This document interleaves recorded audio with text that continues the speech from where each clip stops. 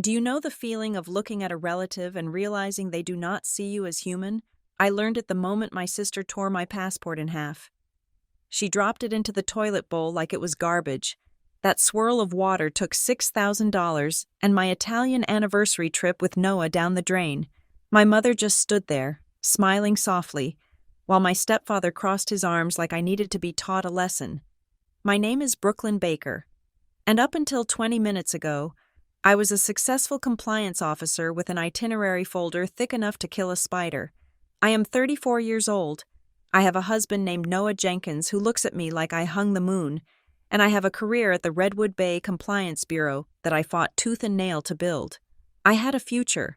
I had a life that existed outside the suffocating orbit of this house in Briar Glen. But right now, standing in the guest bathroom of my mother's house, watching the water settle in the toilet bowl, I am nobody. I am just the little sister who forgot her place. Let me back up, because to understand why I'm standing here shaking, you have to understand the sheer magnitude of what was supposed to happen today. This was not just a vacation. This was the Italy trip. Noah and I had been planning this for 3 years. We had a spreadsheet. We had a savings account nicknamed the Italy Fund. We had skipped concerts, brought brown bag lunches to work for 500 days, and drove a car that rattled when it hit 60 miles per hour. All for this. We were supposed to board a flight at 8 in the evening. We were supposed to wake up in Rome. It was our 5-year anniversary, and it was the celebration of my promotion to senior risk analyst. I had come to my mother's house in the suburbs to pick up my large vintage suitcase. I had lent it to my mother a month ago for a church retreat, and since Briar Glen was on the way to the airport, it made sense to stop by, grab the bag, say a quick goodbye, and head to the terminal to meet Noah. He was already there, checking us in. I parked my car in the driveway. The house looked perfect. The lawn was manicured. The hydrangeas were blooming in that aggressive, competitive way suburban flowers do. It was a lie. Everything about this house was a lie. When I walked inside, the air was stale, smelling of lemon polish and unspoken grievances. My suitcase was sitting by the door, packed and ready. I breathed a sigh of relief. For a second, just a second, I thought this would be easy. I thought I could grab the handle, give my mother a hug, and walk out into my life. Then I heard the footsteps coming from the kitchen. You are not leaving without saying hello to your sister, are you? It was Danielle. My stomach dropped. Danielle was not supposed to be here. Danielle was supposed to be at her apartment across town, dealing with whatever catastrophe was currently ruining her week. My sister is 37 years old, but she wears crisis like a perfume. She walked into the hallway, wiping her hands on a dish towel. She was smiling. It was that smile, the one that looks sweet to strangers but makes the hair on the back of my neck stand up. It is the smile of a predator assessing a wounded animal.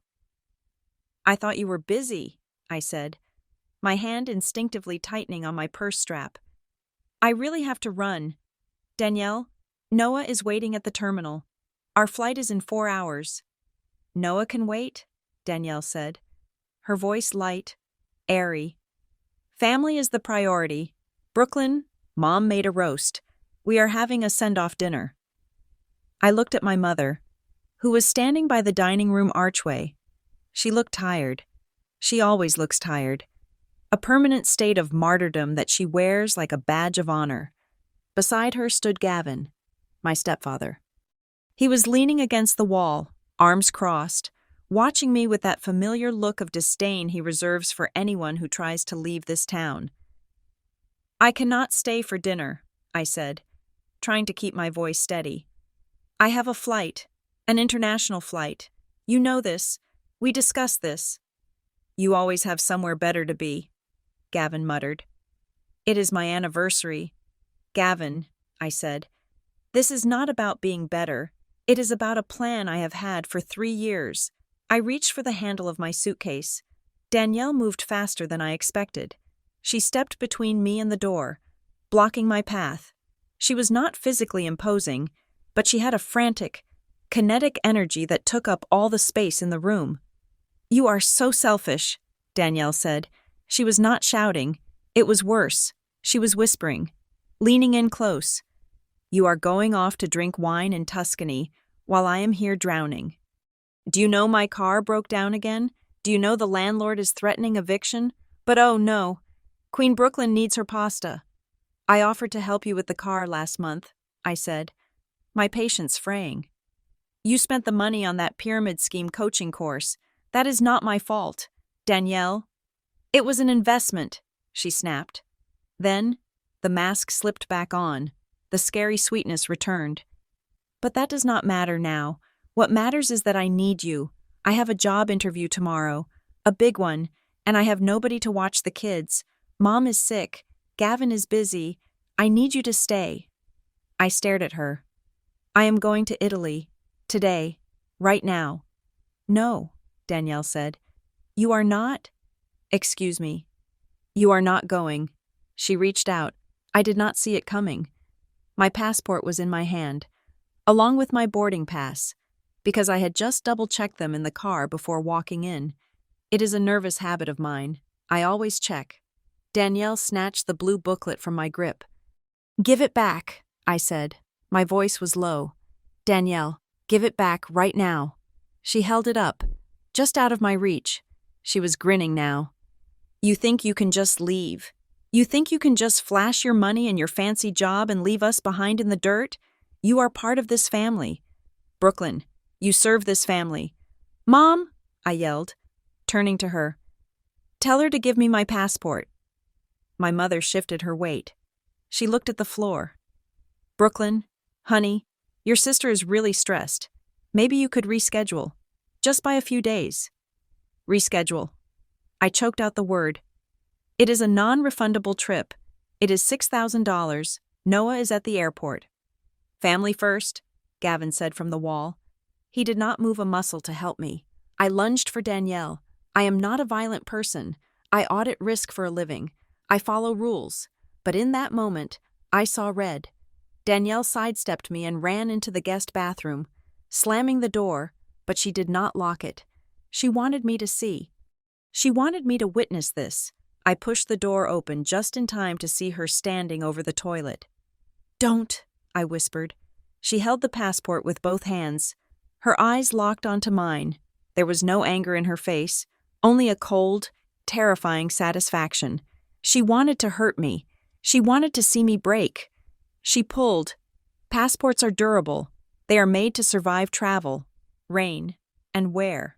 They are not easy to tear. Danielle had to put effort into it. I watched her knuckles turn white. I heard the sickening sound of the laminated page cracking, the paper fiber screaming as it gave way. Rip.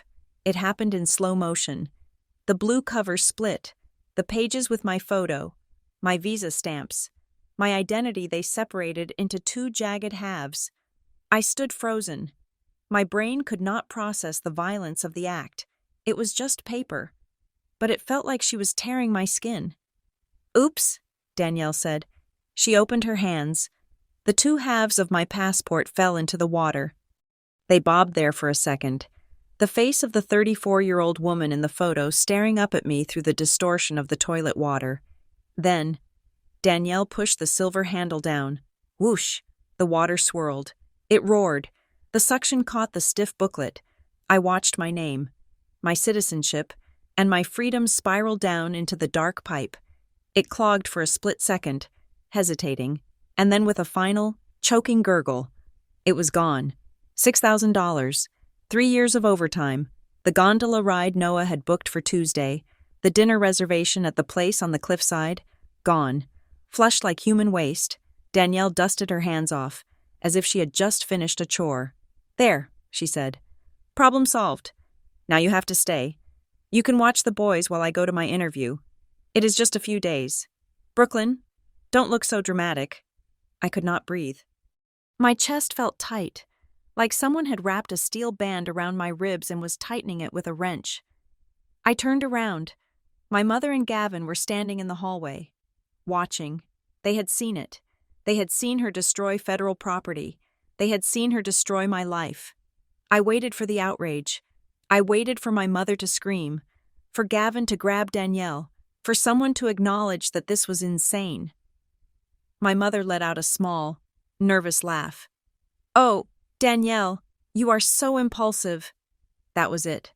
That was the reaction. "Impulsive," I whispered. My voice sounded strange to my own ears, hollow and distant. "She just destroyed my passport. She just cost us thousands of dollars." Gavin shrugged. "It is just a vacation. Brooklyn, you can go another time. Your sister needs help. Stop making everything about you. It is selfish." Selfish. The word hung in the air, heavy and toxic. My phone buzzed in my pocket. It buzzed again and again.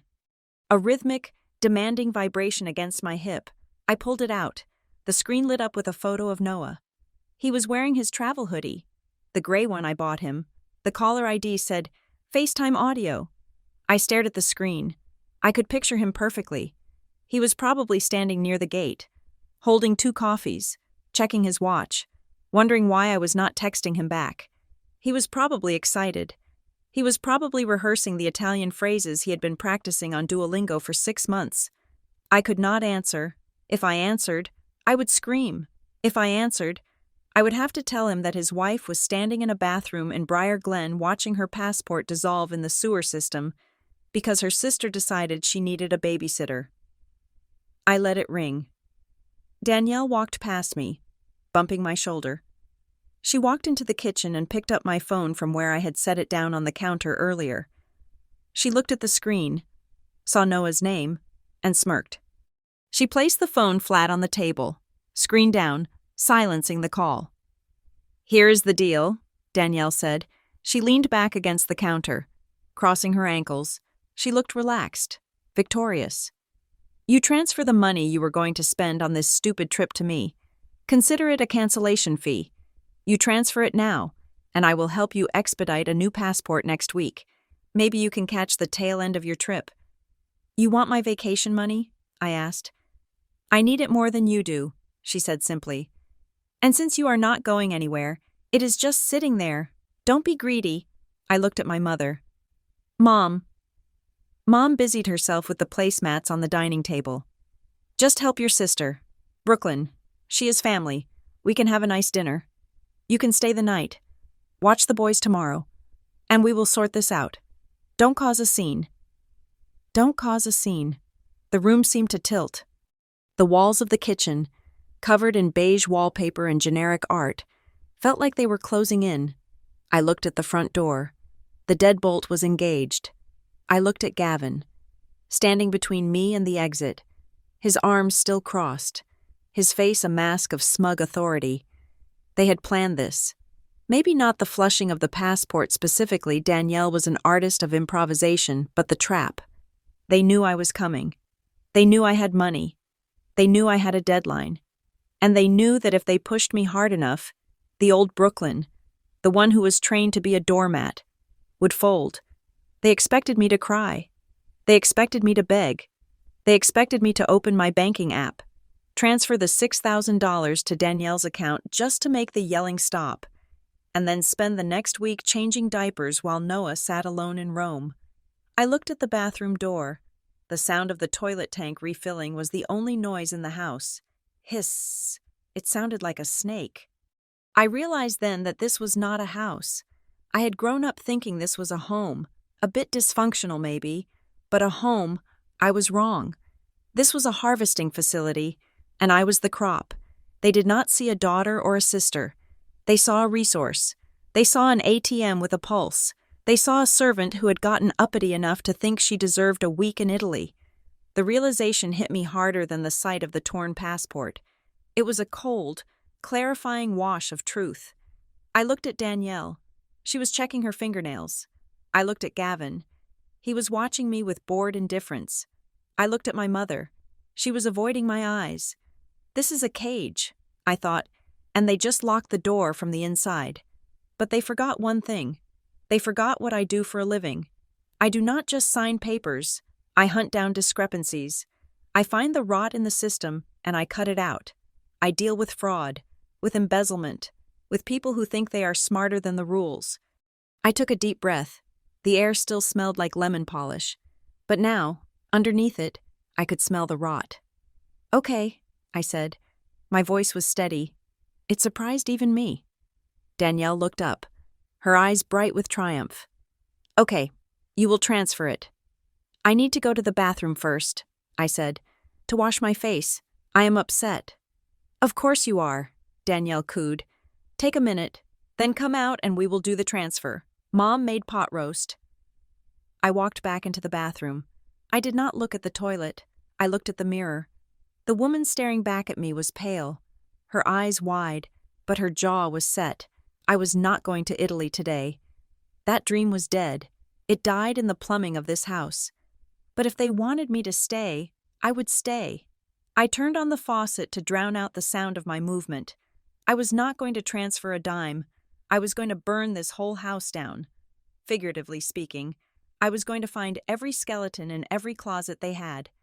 I reached into my pocket and touched the small, hidden flash drive on my keychain, a habit from work. Always have a backup. Always have storage. I turned off the water. I am ready, I said to the reflection. I unlocked the bathroom door and stepped out. But I did not walk toward the kitchen where they were waiting for their payday. I turned left, toward the hallway, toward the back of the house, toward the only room Gavin kept locked, his office. I walked down the hallway, my heels clicking against the hardwood floor. It was a distinct sound, sharp and rhythmic, a metronome counting down the seconds of my patience. To my mother and Gavin. I was probably just walking to the bathroom to cry. To Danielle. I was retreating to lick my wounds like a kicked dog. But as I moved away from the kitchen, my mind was not on tears. It was on a spreadsheet. Specifically, a Microsoft Excel file named Italy_final_v4.xlsx that lived on my desktop at home. You have to understand something about the way I live. I do not have a trust fund. I do not have a rich uncle who dies and leaves me a mysterious inheritance. I work at the Redwood Bay Compliance Bureau. My job title is Senior Risk Analyst, which is a fancy way of saying I spend 10 hours a day staring at transaction logs, flagging suspicious activity, and writing reports that make your eyes bleed if you read them for too long. It is unglamorous, high-stress work. It means logging on at 7 in the morning and logging off when it is dark outside. It means eating lunch at my desk while cross-referencing international wire transfer codes. That $6,000 Danielle had just flushed down the toilet. That was not just money. That was my life, converted into currency. I could see the spreadsheet in my head as I walked. It was color-coded, green for deposits, red for expenses. There was a column for lunch savings, for 3 years. Noah and I stopped buying lunch. In the city, a decent salad costs $18. A sandwich is $15. We did the math. By bringing leftovers, soggy turkey sandwiches, reheated pasta, yesterday's casserole, we saved roughly $35 a week each. That is $70 a week, $3,640 a year. I remember staring at that column when I wanted to scream, when I wanted to just go out and buy a damn burrito like a normal person, but I did not. I put the money in the fund. I ate my soggy turkey. There was a column for overtime. Every time Redwood Bay offered a weekend shift to audit a backlog. I took it. I missed Noah's softball games. I missed movie nights. I missed sleeping in on Saturdays. I traded my sleep for that trip. I traded my time for the promise of a sunset in Florence. There was a column for sacrifices. We drove a Honda that needed a new catalytic converter for 2 years. The car sounded like a dying tractor every time we started it. We shouted over the engine noise to talk to each other. We did not fix it, because the repair quote was $1,200. That was the cost of our plane tickets, so we drove the loud car. We wore coats inside the apartment in the winter to keep the heating bill down. We canceled Netflix. We canceled Spotify. Every single dollar in that waterlogged passport was a choice. It was a moment where I said no to comfort, so I could say yes to a memory with my husband. And then there is Danielle. If my life is a spreadsheet of calculated discipline, Danielle's life is a crumpled receipt found in a gutter. My sister is the queen of crisis. She does not have problems. She has catastrophes, and she curates them. She nurtures them in our family ecosystem. A crisis is currency. If you are doing well, you are invisible. If you are drowning, you get the attention, you get the love. I reached the door of the study, but I paused, my hand hovering over the knob. The anger bubbling in my chest was hot and acidic. It brought up the taste of every single time I had been the family ATM. I remembered the emergency rent incident of 2023. Danielle called me at 2 a.m, sobbing. She said she was going to be evicted. She said her landlord was a monster. She said her kids would be on the street. I transferred her $1,200. I drained my emergency fund. 2 days later, I saw photos on her Instagram. She was at a music festival. She was wearing a new outfit. The caption read, "Self-care is essential." When I asked her about the rent, she told me the landlord gave her an extension. So she used the money to de-stress. Because the eviction threat was so traumatizing, she never paid me back. Then there was the car transmission. $1,500. She swore she needed it to get to work. I paid it directly to the mechanic because I was learning. But a week later, she quit the job because the manager did not respect her creative energy. Then came the startup class. Danielle decided she was going to be a life coach. She needed $800 for a certification course. She told me it was an investment in her future. She told me she would pay me back with her first client's fee. I paid it. She went to 2 classes, decided the instructor had bad vibes, and dropped out. No refund, no payback. Each time, the script was the same. Brooklyn, you have a good job. Brooklyn, you don't have kids. You don't understand the pressure. Brooklyn, we are family. Family. That word is the most effective weapon in their arsenal. It is a silencer. You cannot complain about family. You cannot invoice family. You are just supposed to give until you are hollow, and then thank them for the privilege of being useful. But the real setup for today, the real reason my passport was currently swimming with the fishes, happened exactly 7 days ago. I was at my apartment, doing a final check of our itinerary. Danielle showed up unannounced. That should have been my first warning. Danielle never travels to the city unless she wants something. She sat on my couch, drinking my coffee, and she looked around at my clean apartment with that familiar sneer of jealousy masked as concern. "You have so much stuff," she said. "It is an apartment, Danielle." I said, "It is where I live." "Must be nice," she sighed, "to just worry about yourself." She spun a long, winding story about how overwhelmed she was. The kids were difficult. Her ex-husband was late on support payments. Her latest business venture selling essential oils was moving slower than expected. She was burned out. She was on the edge. Then she dropped the hammer. "I need a break," she said. "I found this retreat in Sedona. It is amazing. Yoga, meditation, spiritual realignment. It is exactly what I need to be a better mother. If I don't go, I think I might snap." "That sounds nice," I said, trying to be supportive but non-committal. "It is $6,000, she said. The room went silent. I looked at her. The number was too specific. It was exactly the amount Noah and I had budgeted for Italy. "I can't afford that, Danielle," I said. "You can," she said. Her voice lost the whine and became flat. "I know you have it. Mom told me about your trip. You have $6,000 sitting in your savings account right now. For a vacation." "For my vacation," I said. "For my anniversary." "You are going to Italy to eat pasta and look at old buildings," she said, waving her hand dismissively. "I am talking about my mental health. I am talking about the well-being of your nephew's mother. Don't you think that is more important? You can go to Italy next year, or in 5 years. The buildings aren't going anywhere." "No," I said. She blinked. She looked like I had slapped her. "What?" "No," I repeated. "I am not giving you my trip money. Noah and I have saved for 3 years. We are going." Danielle did not cry. That was the thing that chilled me. Usually, she cries, she wails, she throws herself on the floor. But this time, she just stared at me. Her eyes went dead, like a shark's. "You are really choosing a vacation over your sister?" she asked.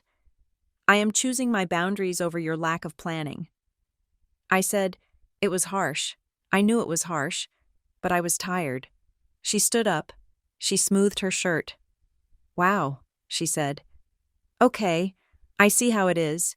You think you are better than us. You think because you have a corporate job and a husband that you can just look down on me. That is not what I said. Enjoy Italy," she said, and she smiled. That same terrifying smile she gave me in the hallway today. "I hope it is worth it." She left. I called my mother afterwards. I told her what happened. I wanted validation. I wanted my mother to say, "Good for you. Brooklyn, you need to keep your money." Instead, my mother sighed. "Oh, honey, you know how Danielle gets. She's just so stressed. Maybe you could have given her a little bit, just to calm her down." "A little bit?" I asked. "She wanted $6,000. Mom, she wanted my entire trip." "Well, you have been talking about this trip a lot," my mother said, her voice accusing. "It is a little insensitive to flash your wealth when your sister is struggling. You know she is sensitive. You should be the bigger person. You can always make more money." The bigger person. That is what they always say. Be the bigger person. What they really mean is, be the one who takes the hit, so we don't have to deal with her. I realized then, standing in the hallway of my childhood home, that they had been talking about me all week. Danielle had gone home and painted a picture of me as the selfish, hoarding villain. She had convinced Mom and Gavin that I was sitting on a pile of gold, refusing to help my starving family. They had stewed in it. They had validated each other's resentment. So when I walked in today with my suitcase and my passport, they did not see a daughter excited for her anniversary. They saw a target. They saw a walking bank vault that had the audacity to lock its doors. Danielle flushing the passport was not an impulse. It was not an accident. It was an enforcement action. It was her way of saying, if I can't have the money, you can't have the joy. If I am stuck here, you are stuck here. You are not allowed to rise above the level of misery we have set for this family. And the request for the transfer, the cancellation fee. That was the logic of a kidnapper. She had taken my future hostage, and now she was demanding the ransom. She truly believed that because I could no longer fly, the money was now free. In her twisted mind, that money was now available to be claimed by the person who needed it most, her. I looked at the closed door of the study. My heart was pounding, not from fear anymore, but from a cold, hard clarity. I had spent my whole life trying to buy their love. I thought if I solved enough crises, if I paid enough bills, if I was successful enough, they would finally respect me. I thought if I was the good daughter, they would eventually treat me like a person. I was wrong. To them, I was just a utility. I was electricity. I was running water. You don't thank the electricity for turning on the lights. You only get mad at it when it goes out. And I had gone out. I touched the cool metal of the doorknob. Mom and Gavin thought this was about a passport. They thought this was a family squabble that would end with me crying, apologizing, and writing a check. They thought they had won. But they forgot one crucial detail. I am an auditor. I do not just save money. I track it. I follow it. I know how to look at a mess of numbers and find the smoking gun. And Gavin is a sloppy man. He thinks he is smart because he watches the news and uses big words. But he leaves paper trails everywhere. I knew about the study. I knew he kept his important files in there. He always made a big show of locking the door, telling us kids that it was off limits because he handled sensitive community business. Sensitive community business. Right. I gripped the knob. It was locked, of course. Gavin always kept it locked. But 3 years ago, when I installed the new Wi-Fi mesh system for them because the internet was too slow, I had to get into every room to check the signal strength. Gavin was out playing golf. Mom let me in. I saw where he kept the spare key. It wasn't in a fake rock. It wasn't under the mat. I reached up to the top of the door frame. My fingers brushed against the dusty wood. I felt the small, cold edge of a key. Gavin was lazy. He was arrogant. He thought nobody in this house was tall enough or smart enough to look there. I took the key down. It was a small brass key. simple and unpretentious. I looked back down the hallway. I could hear the murmur of voices from the kitchen. They were probably laughing. They were probably discussing how to spend my $6,000. Danielle was probably looking up yoga retreats in Sedona again. I stood there in the hallway. The brass key to Gavin's office clutched so tightly in my palm that the edges bit into my skin. In the previous moments, the rage had propelled me to the threshold of his sanctuary, ready to tear his secrets apart. But as my hand hovered over that doorknob, a different instinct kicked in. It was the instinct of self-preservation, the part of my brain that audits risk for a living. If I went into that office, I was declaring war. If I went into that office, there was no turning back. I needed to be sure. I needed to verify, with absolute certainty, that I had no other choice. I needed to test the perimeter one last time. I turned away from the office door. Slipping the key into the pocket of my jeans, I walked back toward the entryway where my vintage leather suitcase was still standing, looking like a relic from a life I used to own. My heart was hammering against my ribs, a frantic rhythm that made my vision blur at the edges. I grabbed the handle of the suitcase. The leather was cool and smooth. This bag contained my favorite dresses, the silk scarf Noah bought me for my birthday, and the travel guide to Rome I had highlighted in 3 different colors. It was my anchor to reality. I took a breath and began to pull it toward the front door. The wheels rumbled against the hardwood floor. Rumble. Rumble. Rumble. In the silence of the house, it sounded like thunder. I kept my eyes on the brass handle of the front door. It was only 20 feet away. 15 feet. 10. I saw the shadow before I saw the man. Gavin stepped out from the living room. He did not rush. He moved with the slow, heavy deliberation of a bouncer at a club who knows he is the biggest thing in the room. He positioned himself directly in front of the door, blocking the afternoon light coming through the side panels. I stopped. The suitcase wheels went silent. "Where do you think you are going?" Gavin asked. His voice was low, a rumble that vibrated through the floorboards. "I am leaving, Gavin," I said. I tried to keep my voice steady, professional, the way I speak to non-compliant traders during an audit. "I am going to get in my car. I am going to drive to the precinct to report a destroyed passport, and then I am going to the airport to meet my husband." Gavin shook his head. It was a small, pitying motion. "You are not in a state to drive. Brooklyn, you are hysterical." "I am not hysterical," I said. "I am the most rational person in this room." "You are upsetting your mother," he said, "and you are upsetting your sister." I took a step forward, gripping the suitcase handle until my knuckles turned white. "Move, Gavin." He did not move. Instead, he reached behind him. His thick fingers found the deadbolt on the front door. He did not break eye contact with me. He wanted me to see this. He twisted the metal latch. Clack. The sound was sharp, final, and deafening. It was not just the sound of a door locking, it was the sound of a cell door slamming shut. "Nobody leaves until we settle this," Gavin said. I felt the air leave the room. The oxygen seemed to evaporate, replaced by a thick, suffocating pressure. This was not a family argument anymore. This was something else. This was containment. "Did you just lock me in?" I asked. My voice trembled, not from sadness, but from a sudden spike of adrenaline. "We are protecting you from yourself," my mother said. I turned. She was standing in the archway of the dining room, wringing her hands in her apron. She looked gray, faded, like a watercolor painting left out in the rain. Behind her, lurking in the shadow of the kitchen, was Danielle. My sister was holding her youngest son, my 2-year-old nephew, bouncing him on her hip. She was using the child as a shield, a prop to remind me of her struggle. Protecting me. I laughed, a short, sharp sound that held no humor. "You watched her flush my passport. Mom, you stood there and watched." "She made a mistake," Mom said, her voice pleading. "But you are making it worse. Brooklyn, just transfer the money to her, please. Then you can go. We can call Noah, explain everything, and it will all be fine." "Transfer the money," I repeated. It is $6,000.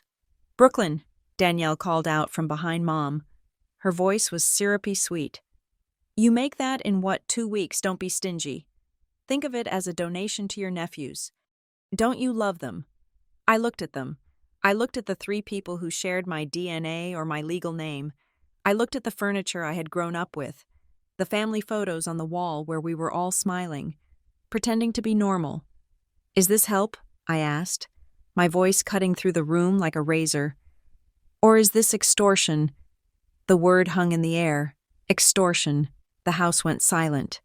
Even the baby seemed to sense the tension and stopped fussing. My mother flinched as if I had thrown a plate at her. Gavin's eyes narrowed. Watch your mouth, Gavin growled. We are family. We don't use words like that. I do, I said. I work in compliance. Gavin, I know exactly what that word means. You are detaining me against my will and demanding a financial transaction in exchange for my release. That is not family. That is a hostage situation. Danielle stepped out from behind Mom. The smile dropped from her face. She walked into the living room, standing next to Gavin. They formed a wall of entitlement and resentment. You think you are so smart, Danielle spat, with your degree and your suits. You think you can just lawyer your way out of everything, but you are here, Brooklyn, in our house, and you aren't going anywhere until I get what I need. Give me your phone, Gavin said. I blinked. What? Your phone, Gavin repeated. He held out his hand. It was a demand, not a request. You are going to make the transfer right now, in front of us, so we know you didn't fake it, and then you are going to leave it here. Leave it here. I stepped back, pulling my purse closer to my body. So you don't call the police and make up more lies, Gavin said. You are clearly unstable. We will keep your phone for a few days. You can stay here. Cool off. Help Danielle with the boys. When you are calm, you can have it back. My mind raced. They wanted to strip me. They had taken my travel documents. Now they wanted my communication. They wanted my money. They wanted to reduce me to a zero, to a resource they could drain at their leisure. I looked at the windows. Locked. I looked at the back door through the kitchen. Too far. Gavin could tackle me before I got halfway there. He was 60 years old, but he was heavy, and I was wearing heels. I needed a strategy. I could not fight them physically. I had to outmaneuver them. I looked at Danielle. She was checking her watch. That was a tell. Why was she checking her watch? She had nowhere to be, unless she did, unless there was a deadline I did not know about. I let my shoulders slump. I let the defiance drain out of my face. I decided to give them what they wanted to see, the broken little sister. I can't believe you are doing this. We are doing this because we love you, Mom said, parroting the line she had probably used on herself for 30 years. Okay, I whispered. I looked at the floor. Okay, you win. I will do it. I saw Gavin's posture relax. His shoulders dropped an inch. He uncrossed his arms. He thought he had broken me. He thought the victory was secured. Smart girl, Gavin said. Unlock the phone and open the banking app. Hand it to me. I need to use the bathroom first, I said. My voice was shaky, and I did not have to fake that part. I feel sick. I think I'm going to throw up. Please, just let me use the bathroom, and then I will do whatever you want. Gavin looked at Danielle. Danielle shrugged. Let her go, Danielle said. She has nowhere to run. The windows in the powder room are painted shut. I checked. She checked. Of course she checked. 5 minutes, Gavin said. Leave the suitcase here. I released the handle of my suitcase. It fell to the floor with a thud. I looked at it one last time, my beautiful leather bag, filled with the clothes I would not wear in Rome. I felt a sharp pang of grief, but I pushed it down. I could buy new clothes.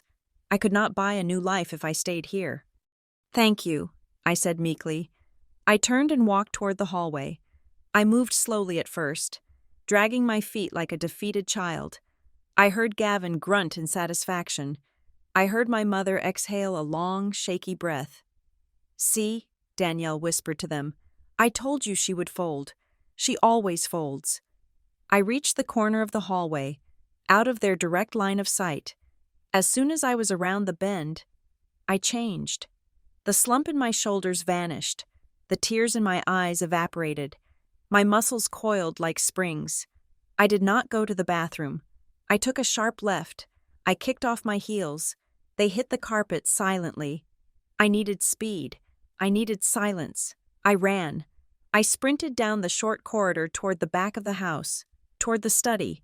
Behind me, I heard a sudden, confused silence, then Gavin's booming voice. "Hey, that is not the bathroom." Heavy footsteps thundered against the floorboards. He was coming.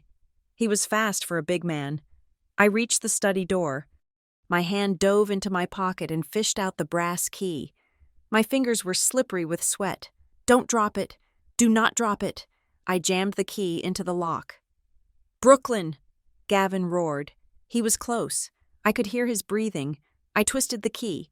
The tumblers clicked. I shoved the door open, threw myself inside, and slammed it shut. I didn't have time to breathe.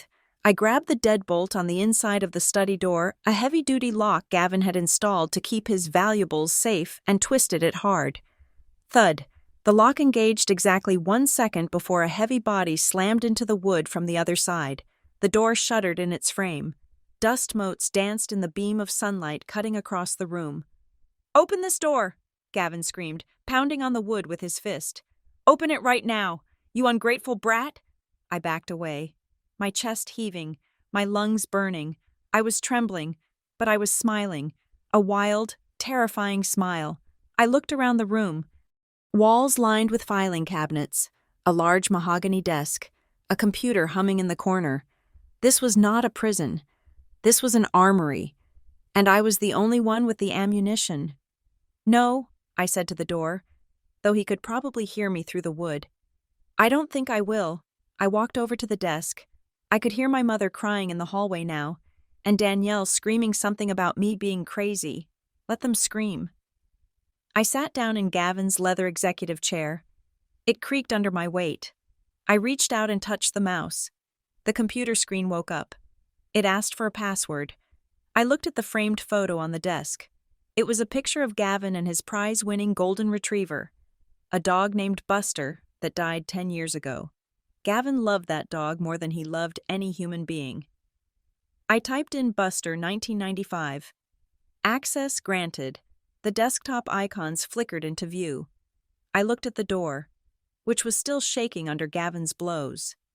"You wanted my attention. Gavin," I whispered. "You got it." I opened the file explorer. I was not just a sister anymore. I was not a daughter. I was the lead auditor on the case of the people versus the parasites, and I was about to begin the discovery phase. The heavy oak door shuddered against the frame as Gavin threw his shoulder into it again. The sound was a dull, rhythmic boom, like a demolition ball hitting the side of a condemned building. "Open this door! Brooklyn!" he screamed, his voice cracking with a desperation that he was trying to disguise as authority. "You are destroying this family. Do you hear me? You are tearing us apart." I did not answer. I reached down and slid the secondary brass bolt at the bottom of the door, a safety feature Gavin had installed years ago because he was paranoid about burglars. Click. Then I dragged a heavy wingback chair from the corner and wedged it under the handle. The barricade was physical, but the real fortification was happening in my mind. I took a deep breath, inhaling the scent of lemon furniture polish and old paper, and let the persona of the scared sister evaporate. I was no longer Brooklyn Baker. The doormat, I was Brooklyn Baker, senior risk analyst, and I was clocking in. I turned back to the computer. The screen cast a cool blue glow over the desk, illuminating piles of unopened mail and self-congratulatory plaques from local Rotary clubs. I knew this machine. I knew this entire network 3 years ago. When Gavin complained that the government was spying on his Wi-Fi, I had come over and set up a secure mesh network for him. I installed the security cameras. I set the admin passwords. Gavin is the type of man who thinks he is a genius because he changed the default password, but he is also the type of man who writes the new password on a sticky note inside his top drawer. I did not even need the sticky note. I remembered it. He uses the same password for everything Freedom1776. I typed it into the browser to access the home security cloud server. Access granted. The interface loaded, showing a grid of live feeds: the driveway, the backyard, the front porch, and the interior hallway. "You are making a mistake," my mother's voice filtered through the door, shrill and weeping. "Brooklyn, please, just come out. We can talk about the money." I ignored her. I navigated to the playback tab. I scrolled the timeline back to 20 minutes ago. There it was. The camera in the hallway had a perfect, high-definition view of the bathroom door and the entryway. I watched the digital version of myself walk in with the suitcase. I watched Danielle intercept me. I saw the body language, the way she crowded my space, the way Gavin blocked the exit, and then, the money shot. I watched Danielle snatch the passport. I saw her march into the bathroom. The angle did not show the toilet, but it showed my mother's face. I paused the video. I zoomed in. My mother was not crying. She was not conflicted. As Danielle walked into the bathroom to flush my future, my mother was smiling. It was a small, tight smile, a look of relief. She was happy that Danielle was solving the problem of my independence. I hit play. I watched myself run out, panicked. I watched Gavin lock the front door. The audio was crisp. "Nobody leaves until we settle this. This is a hostage situation. We will keep your phone for a few days." It was all there. Kidnapping, extortion, theft of federal property. My hands hovered over the keyboard. I did not feel sad. Sadness is a luxury for people who are safe. I felt a cold, metallic precision. I opened a private browser window and logged into my secure cloud storage, the one I use for off-site backups of sensitive work audits. I downloaded the clip. I renamed it evidence_a_detention.mp4. I uploaded it to the cloud. I emailed it to my work address. I emailed it to a dormant Gmail account I hadn't used since college. I texted it to Noah, even though I knew my phone was likely still in the kitchen, just to have the timestamp on the server. The upload bar filled with agonizing slowness. 90%, 95%, complete. I exhaled.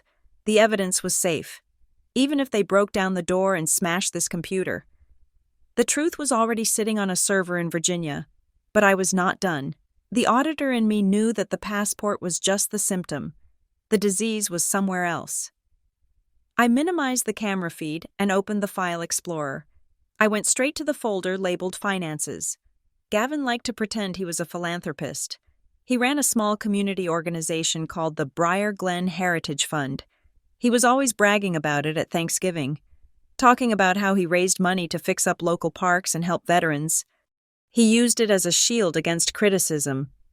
How could he be a bad guy when he managed a charity? I opened the folder labeled 2025_donations. It was a mess. PDF invoices were scattered everywhere, unnamed and disorganized. This is the first sign of fraud chaos. Honest people keep clean books. Liars rely on confusion. I opened a file named park_reno_invoice_04.pdf. It was a bill for $5,000 for landscaping services. I opened another file, park_reno_invoice_09.pdf. It was identical, same date, same description, same amount, but the invoice number was different. He was billing the fund twice for the same job. I started digging deeper. I pulled up the bank statements he had foolishly downloaded to the desktop. I cross-referenced the withdrawals with the invoices. There were monthly transfers going out. $2,000 here, $3,000 there.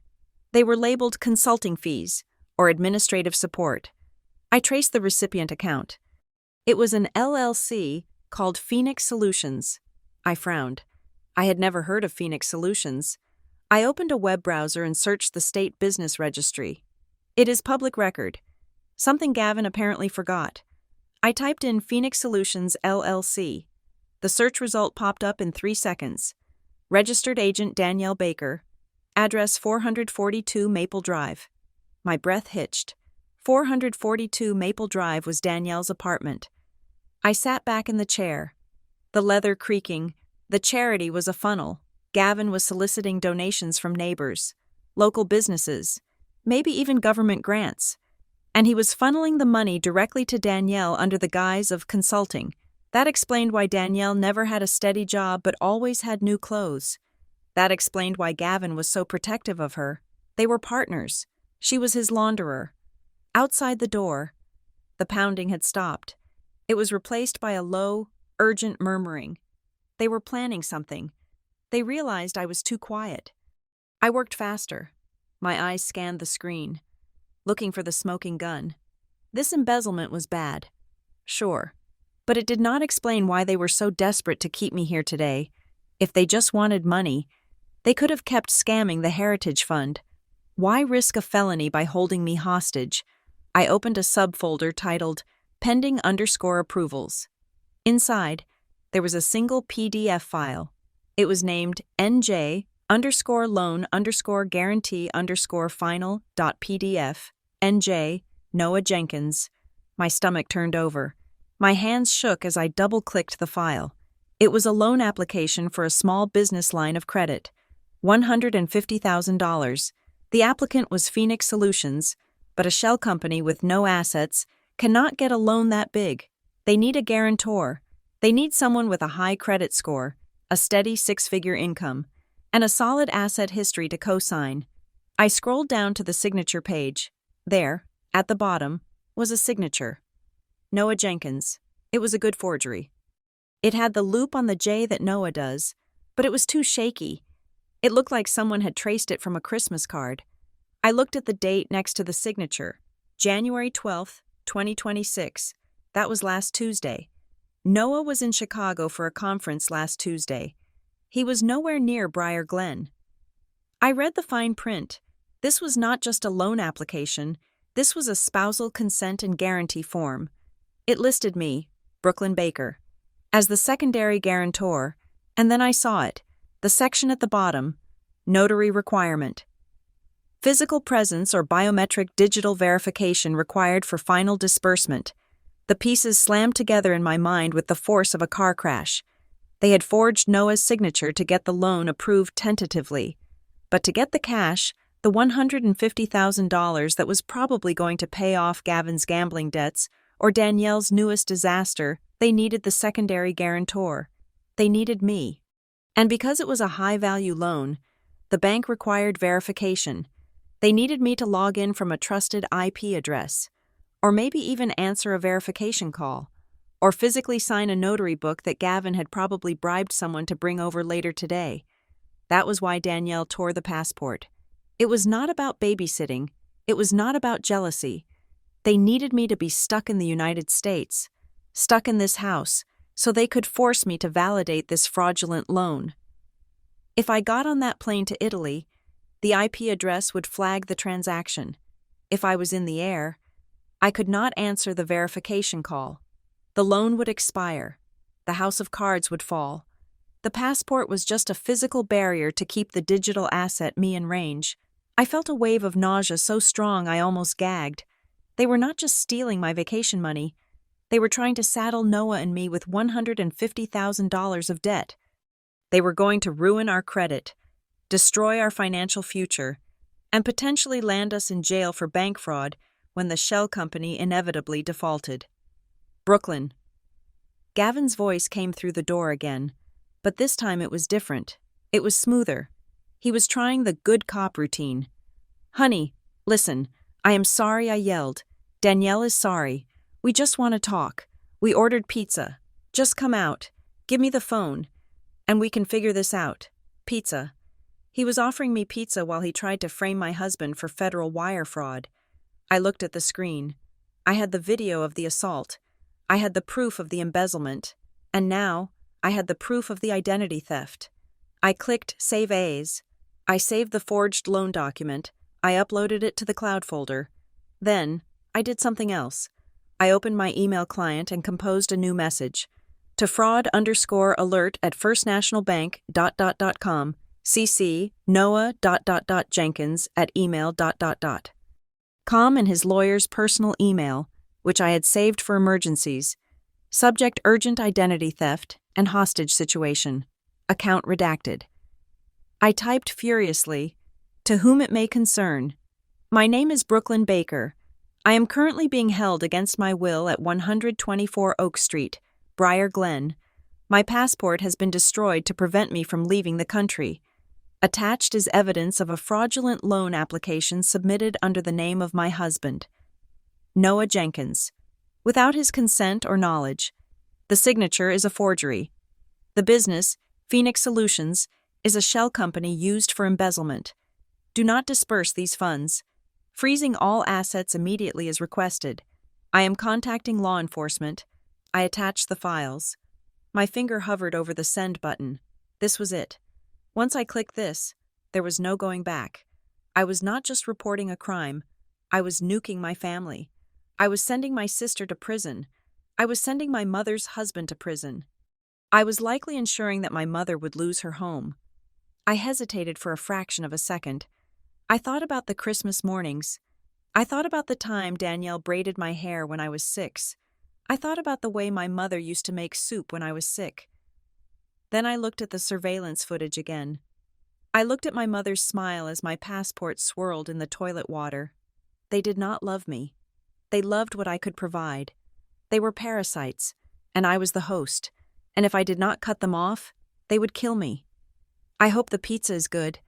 Gavin," I whispered. I clicked send. The screen refreshed. Message sent. I sat back, my heart hammering a frantic rhythm against my ribs. It was done. The digital bomb was in the air. But I was still locked in a room, and the people I had just reported were standing 10 feet away with a crowbar. I picked up the landline phone on Gavin's desk. He was old school. He still believed landlines were more secure. It had a dial tone. I dialed 3 numbers, 911, 911, "What is your emergency?"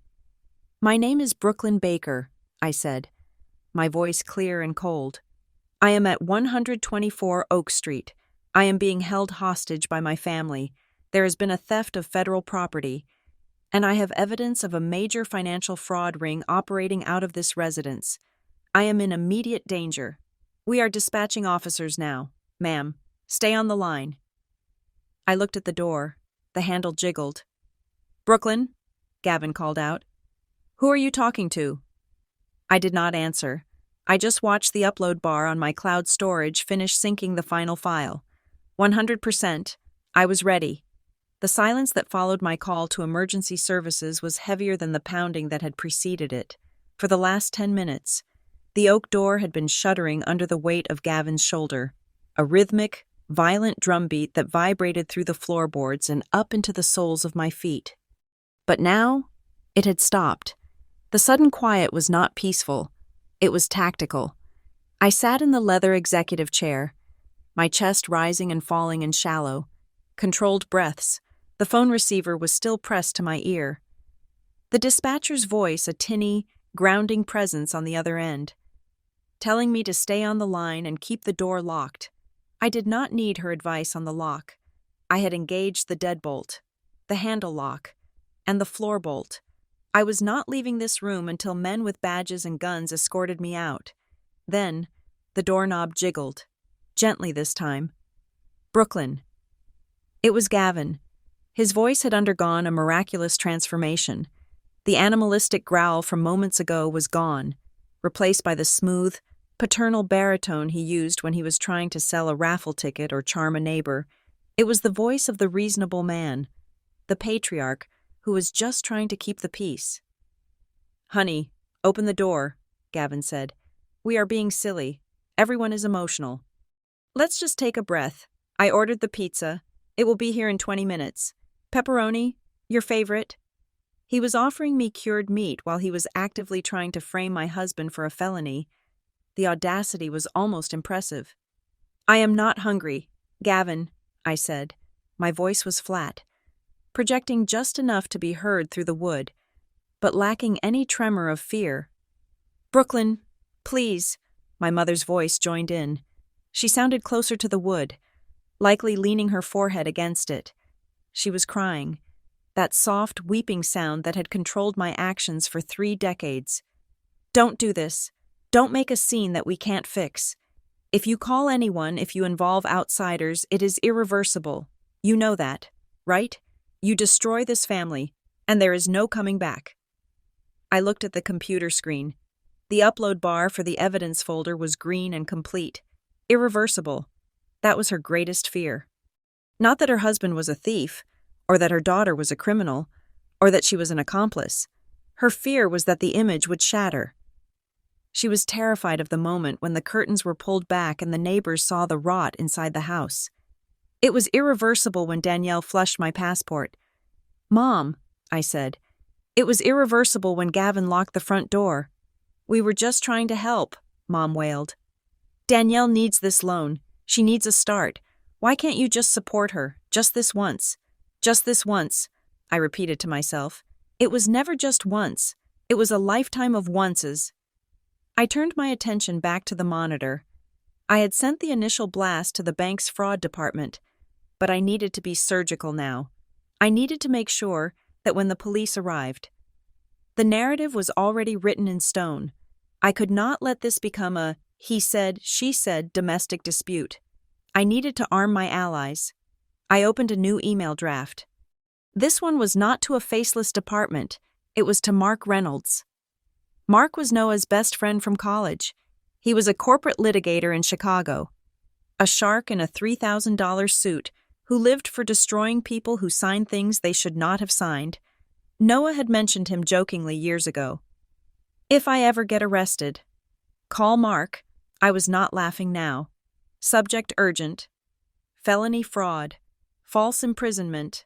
Noah Chanto Jenkins. I typed fast, my fingers flying across the mechanical keyboard. "Mark, this is Brooklyn. I am currently locked in my stepfather's office in Briar Glen. I have called 911.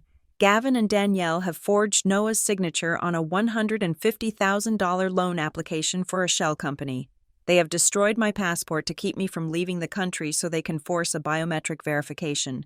I have attached the forged documents, the bank records showing embezzlement from a local charity, and video evidence of them detaining me. They are desperate. I need you to represent Noah immediately. Do not let them touch his credit. If I do not make it out of here before the police release me, or if they try to spin this as a mental health episode, you have the files. Burn them down.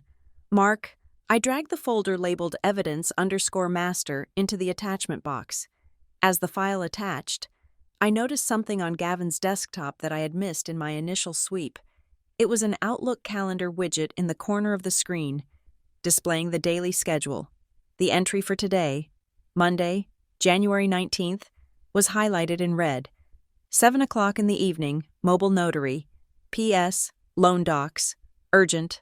I froze. I glanced at the digital clock in the corner of the screen. It was 5:45 in the afternoon. The puzzle pieces clicked together with a sickening clarity. They did not just want me to stay for the week to babysit. They did not flush my passport just out of spite. They had a mobile notary coming to the house in exactly 1 hour and 15 minutes. The bank must have required a wet signature or a physical identity verification for a loan of that size. Especially with a guarantor who lived out of state. They needed me here, physically present, with ID. But wait, they destroyed my passport. How were they going to verify me? I realized the depths of their plan. They probably had my old driver's license. I had lost it in this house 2 years ago during a visit or so, I thought. I had assumed it slipped under a couch cushion. But if Danielle had it, if she had kept it, she looked enough like me, with a wig, in dim lighting, with a bribed or lazy notary, or maybe they just needed me to stand there and nod while she signed my name. Or worse, maybe the plan was to bully me into signing it myself. That explained the pressure. That explained the family meeting vibe. They had 90 minutes to break me down, to guilt-trip me, to threaten me until I picked up a pen and signed my life away just to get out of that house. That was why Gavin was offering pizza. That was why Mom was begging. They were on a deadline. "Ma'am," the dispatcher's voice brought me back to the room. "Are you still there? Officers are 5 minutes away." "I am here," I said. "I have new information. The suspect has a deadline. There is a mobile notary arriving at 7 o'clock to finalize the fraudulent transaction. That is why they are holding me. They are desperate. Understood, the dispatcher said. Officers have been updated. Ma'am, does your stepfather have any weapons in the house? I hesitated. This was the question that turned a domestic disturbance into a tactical response. If I said yes, the police would not just knock on the door. They would come in with weapons drawn. They would treat Gavin like a threat. I looked at the large metal cabinet in the corner of the office. A gun safe. Gavin was a hunter. He had a shotgun and a handgun. He liked to show them off to Noah. Talking about home defense. Yes, I said. He has a gun safe in the office where I'm locked in, but he might have a carry permit. I do not know if he has a weapon on his person, but there are weapons in the house. Okay, the dispatcher said, her voice sharpening. Stay away from the door. Do not open it for anyone but the police. I looked at the gun safe. It was locked, of course, but I was the one who had set the combination for him when he bought it because he couldn't read the small print in the manual. 1, 9, 6, 5, his birth year. I did not walk over to the safe. I did not want a weapon. I was an analyst, not a soldier. My weapon was the send button. I clicked send on the email to Mark. Outside, the murmuring had turned into an argument. She is on the phone, Danielle's voice hissed. I heard her talking. She's calling someone. She is bluffing, Gavin said, though he sounded less sure. Who would she call? She is embarrassed. She wouldn't want the neighbors to know. She is not the same. Dad, Danielle snapped. She looked at me in the hall. She looked cold. We are running out of time, Gavin said. The notary will be here soon. We need her calm. Break the door down if we have to. You can't break the door down. Gavin, Mom screamed. That is my house. You will ruin the frame. Shut up, Linda, Gavin roared. The mask was fully off now. If we don't get that signature, we lose the deposit on the warehouse. We lose everything. Phoenix Solutions is dead in the water without that credit line. I sat perfectly still. They were admitting it. They were screaming their motive through the door while the 911 dispatcher recorded everything on the open line. Did you catch that? I asked the dispatcher quietly. We are recording, ma'am, she confirmed. I looked at the window behind the desk. It looked out over the backyard. I could see the swing set where Danielle's kids played, oblivious to the fact that their mother was a criminal. I saw the well-manicured hedges Gavin was so proud of. It was a beautiful suburban tableau, rotting from the inside out. I felt a strange sensation in my chest. It wasn't fear anymore. It was grief. I was grieving the death of my family. I knew, with absolute certainty, that I would never have Sunday dinner here again. I would never spend Christmas morning watching the boys open presents. I would never call my mother just to talk about the weather. I was severing the limb. It was the only way to save the body. I looked at the stack of papers on Gavin's desk. In the middle of the mess was a flyer for the Briar Glen Heritage Fund Gala. It had a picture of Gavin shaking hands with the mayor. I reached out and picked up a red marker from the pen cup. I drew a thick red line through Gavin's face. Open the door! Brooklyn! Gavin shouted, banging the wood again. Thud, thud, thud. This is your last warning. I am going to count to 3, and then I am coming in. 1. I spun the chair around to face the door. I put the phone on speaker and set it on the desk. 2. I interlaced my fingers and placed them on the desk. Sitting up straight, I fixed my blazer. I smoothed my hair. 3. A massive crash shook the room. The wood splintered around the lock, but the deadbolt held. The chair I had wedged under the handle groaned but stayed in place. Gavin, stop, Mom screamed. I'm going to kill her, Gavin yelled, losing all control. And then, I heard it, in the distance, rising above the sound of Gavin's rage and the splintering wood, came the wail of sirens. Not one siren, many. They were coming fast, and they were coming loud. I looked at the door, watching the wood buckle slightly with each kick. You are too late, Gavin, I whispered. The sirens grew louder. A crescendo of judgment approaching 124 Oak Street. I picked up the phone again. Officers are on scene. They are pulling up now, the dispatcher said. Stay on the line. Do not move. I heard the screech of tires on the driveway. I heard car doors slamming. I heard the commanding, amplified voice of a police officer through the front window. Police, come to the front door with your hands up. The banging on my door stopped instantly. The silence that followed was different. It wasn't the silence of manipulation. It wasn't the silence of waiting. It was the silence of fear. I stood up. I walked over to the window and looked through the blinds. Blue and red lights washed over the lawn, turning the hydrangeas into strange, alien shapes. There were 3 squad cars. Officers were moving behind the vehicles, weapons drawn. My family had wanted a captive audience. Now they had one. I turned back to the room. I grabbed the flash drive I had plugged into the computer to back up the files. Locally. Always have a physical backup, and slipped it into my bra. I was ready to walk out, but I wasn't walking out as a victim. I was walking out as the star witness. The red and blue lights washed over the walls of the study, transforming Gavin's sanctuary into a chaotic disco of law enforcement. I leaned against the heavy oak desk, my chest heaving, watching the strobe effect play across the framed photos of the family that no longer existed. To me, those lights were not just signals of authority. They were the lighthouse beams cutting through the fog of gaslighting. I let out a breath I felt like I had been holding for 20 years. I thought it was over. I thought the cavalry had arrived to pull me out of the burning building. I was wrong. I had underestimated the theatrical range of the Baker family. I heard the front door slam open.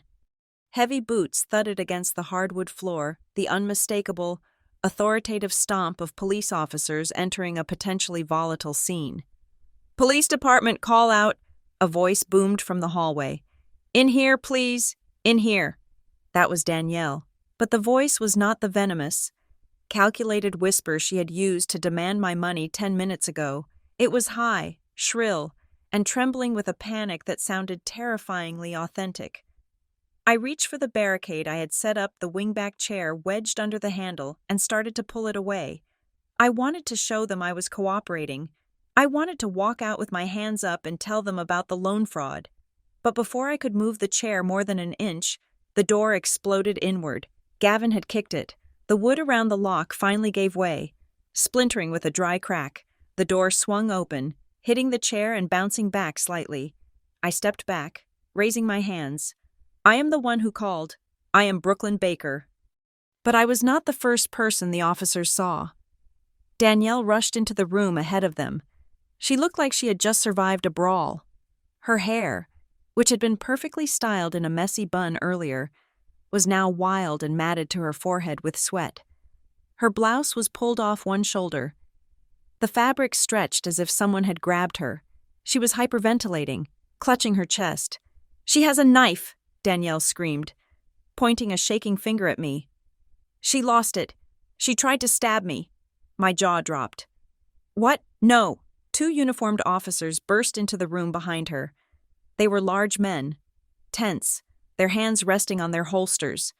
Their eyes swept the room and landed on me, the woman standing in the dark office, behind a barricaded door, standing next to a gun safe. "Ma'am, let me see your hands," the lead officer shouted. He had a buzz cut and eyes that were already narrowing in judgment. I held my hands up higher, spreading my fingers. "I don't have a weapon. I am the victim here. They locked me in." "She is lying." Gavin appeared in the doorway behind the police. He was panting, his face red. But he did not look like a man who had been raging. He looked like a terrified father. He had even taken off his glasses to wipe his eyes. "Officer, thank God you are here. My stepdaughter, she's having an episode. She has been off her medication. She came here demanding money. And when we said no, she started destroying things." "I am not on medication," I yelled. The injustice of it sparked a fire in my chest that was hard to control. "That is a lie. He is embezzling money. Look at the computer." "She locked herself in there with my gun safe," Gavin said, his voice dropping to a conspiratorial. Fearful whisper to the second officer. She knows the combination. We were terrified she was going to hurt herself. We were just trying to keep her contained until you got here. We locked the front door to stop her from running out into traffic. She was manic. It was a masterclass. It was absolute, unadulterated evil. And it was brilliant. In 30 seconds, they had inverted reality. They had turned my defensive measures, the locked door, the barricade, into proof of my instability. They had turned their unlawful detention, locking the front door, into an act of protective love. "Ma'am, step away from the desk," the lead officer commanded. He began to move toward me, closing the distance with practiced caution. "Keep your hands where I can see them." "Officer, listen to me," I pleaded, my voice rising in pitch despite my best efforts to stay calm. "My sister flushed my passport down the toilet. They are trying to force me to sign a fraudulent loan. Check my pockets. I have no knife." "She flushed it herself," Danielle wailed. She had collapsed into my mother's arms in the hallway, sobbing loudly enough for the neighbors to hear. "She said if she couldn't go to Italy, nobody could be happy. She is jealous of me. She attacked me in the kitchen." "We just want her to get help," my mother sobbed. She looked at the officers with big, teary eyes. "Please don't hurt her. She is sick." I looked at my mother, the woman who had birthed me. She was looking right at me, and in her eyes, I saw the decision. She had chosen. She was sacrificing her competent, solvent daughter to save the parasite that lived in her basement. She was validating the lie because the truth that her husband was a crook and her favorite daughter was a leech was too painful to bear. "Turn around," the officer said. He was right in front of me now. He was not listening to my words. He was reacting to the environment, the screaming family, the broken door, the woman shouting conspiracy theories about loans and passports. "I am the one who called 911, I insisted. I reported a hostage situation." "We will sort all that out," the officer said, his tone dismissive. "Right now, I need you to calm down. Turn around and place your hands behind your back." "I will not," I said. "I am the complainant. You should be arresting them." The officer did not like that. He reached out, grabbed my wrist, and spun me around. It was not gentle. It was a mechanical application of force. "Do not resist," he barked. I felt the cold, hard bite of steel against my skin. Click. The sound of the handcuffs engaging was louder than the sirens. It was the sound of my citizenship being stripped away. It was the sound of the system failing. "You are making a mistake," I said, my face pressed against the bookshelf where Gavin kept his fake trophies. "You are being manipulated. Look at the desk. The documents are right there." "You have the right to remain silent," the officer recited, checking the tightness of the cuffs. "Anything you say can and will be used against you in a court of law." I was being read my Miranda rights in the home where I learned to walk. Gavin stepped into the room. He looked at me, trussed up like a turkey, and shook his head with a sorrowful expression. "I am so sorry. Brooklyn, we just want you to get better." But as the officer turned me around to march me out, I caught Danielle's eye. She was standing just outside the door, peeking out from behind Mom. The tears had stopped instantly. She was looking at the handcuffs. And then, she looked at my face. She smiled. It was a small, quick thing, a twitch of the lips, but it said everything. Gotcha. She thought she had won. She thought this was the checkmate, by getting me arrested, or at least detained for a psychiatric evaluation of 5-150 hold. As they call it in California, they accomplished two things. First, they discredited me. Who believes the crazy woman who attacks her sister second? And more importantly, they kept me here. If I was in police custody or a hospital ward, I wasn't on a plane to Italy. I was still in the jurisdiction. And maybe, just maybe, they thought they could drag the notary to the holding cell, or forge my signature while I was incapacitated and claim I signed it before I snapped. The officer pushed me forward. "Let's go. We are going to take a ride." My mind raced. I felt the panic rising, the urge to scream, to kick, to bite. That is what they wanted. They wanted the hysterical female. They wanted me to confirm their narrative. I took a deep breath. I forced the air down into my lungs. I visualized the spreadsheet. I visualized the rows and columns of the audit. I stopped walking. "Keep moving," the officer said, nudging me. "Officer," I said. My voice was different now. It was not the high-pitched voice of a scared daughter. It was the voice of the senior risk analyst. It was cold. It was flat. It was the voice I used when I told a CEO that his company was non-compliant. "Before you remove me from these premises, I need you to acknowledge a piece of evidence." The change in my tone made the officer pause. He looked at me, really looked at me. For the first time, he saw that my eyes were dry. He saw that my breathing was controlled. "What evidence?" he asked, sounding bored. "This house is equipped with a high-definition Nest security system," I said. I spoke clearly, enunciating every syllable so his body camera would pick it up. "My stepfather, Gavin, installed it 3 years ago. There is a camera in the hallway. There is a camera in the kitchen, and there is a camera in this office." I saw Gavin's face go pale. He had forgotten, in his rage, in his panic to control the narrative, he had forgotten the very system he used to spy on the neighborhood. "So," Danielle said, her voice cracking, "it will just show you attacking me." "No," I said, keeping my eyes locked on the officer. "It will show Danielle flushing my passport at 4:45. It will show Gavin locking the front door and declaring that nobody leaves. It will show Danielle ripping her own shirt in the hallway 3 minutes ago before you breached the door." The room went dead silent. The officer looked at Gavin. "Sir, do you have cameras?" Gavin stammered. They might not be recording. The Wi-Fi has been spotty." "That is incorrect," I said. "I am the administrator of the network. The system is active. And more importantly, officer, the footage is not just on the local hard drive." I turned my head slightly to look at Danielle. The smirk was gone. Her face was the color of old ash. "I uploaded the clips to a cloud server 10 minutes ago," I said. "I also emailed them to the fraud department of First National Bank and to Mark Reynolds, a litigator in Chicago. The footage of you staging this crime scene is already on a server in Virginia. You cannot delete it. You cannot hide it." I looked back at the officer.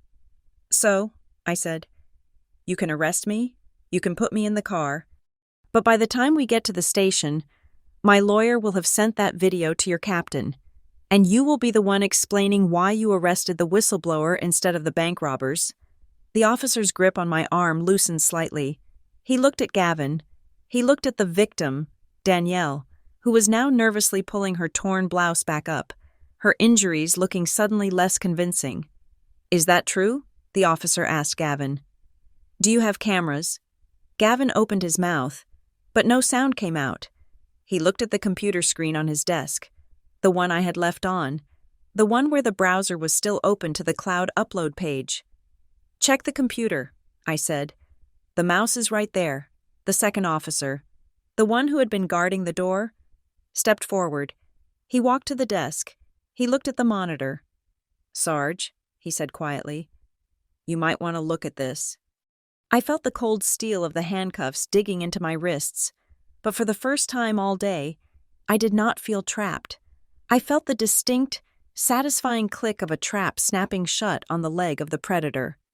"You can hold me," I said to Danielle, "but you cannot hold the data." The sergeant, a man whose name tag read Miller, looked from the computer monitor to me, then back to Gavin. The room was thick with a tension that tasted like ozone, the electrical charge before a lightning strike. Gavin was sweating now, a sheen of perspiration breaking out across his forehead that had nothing to do with the temperature of the room and everything to do with the sudden realization that his digital footprint was larger than his ego. "That computer is private property," Gavin blustered, trying to step between Officer Miller and the screen. "You do not have a warrant to search my personal files." "I did not search it," Miller said, his voice flat. "It was open. And the lady in the handcuffs just told me exactly what I would find." "It is a fabrication," Danielle shrieked from the hallway. "She is a hacker. She works with computers. She probably made that video herself. I looked at Miller. Officer, if you want immediate verification without touching the desktop, reach into the right pocket of my blazer. Miller hesitated. He looked at my hands, still cuffed behind my back. Do it, I said. I have a safety app called Guardian. It is set to automatically record and upload to a secure cloud server when it hears specific distress phrases.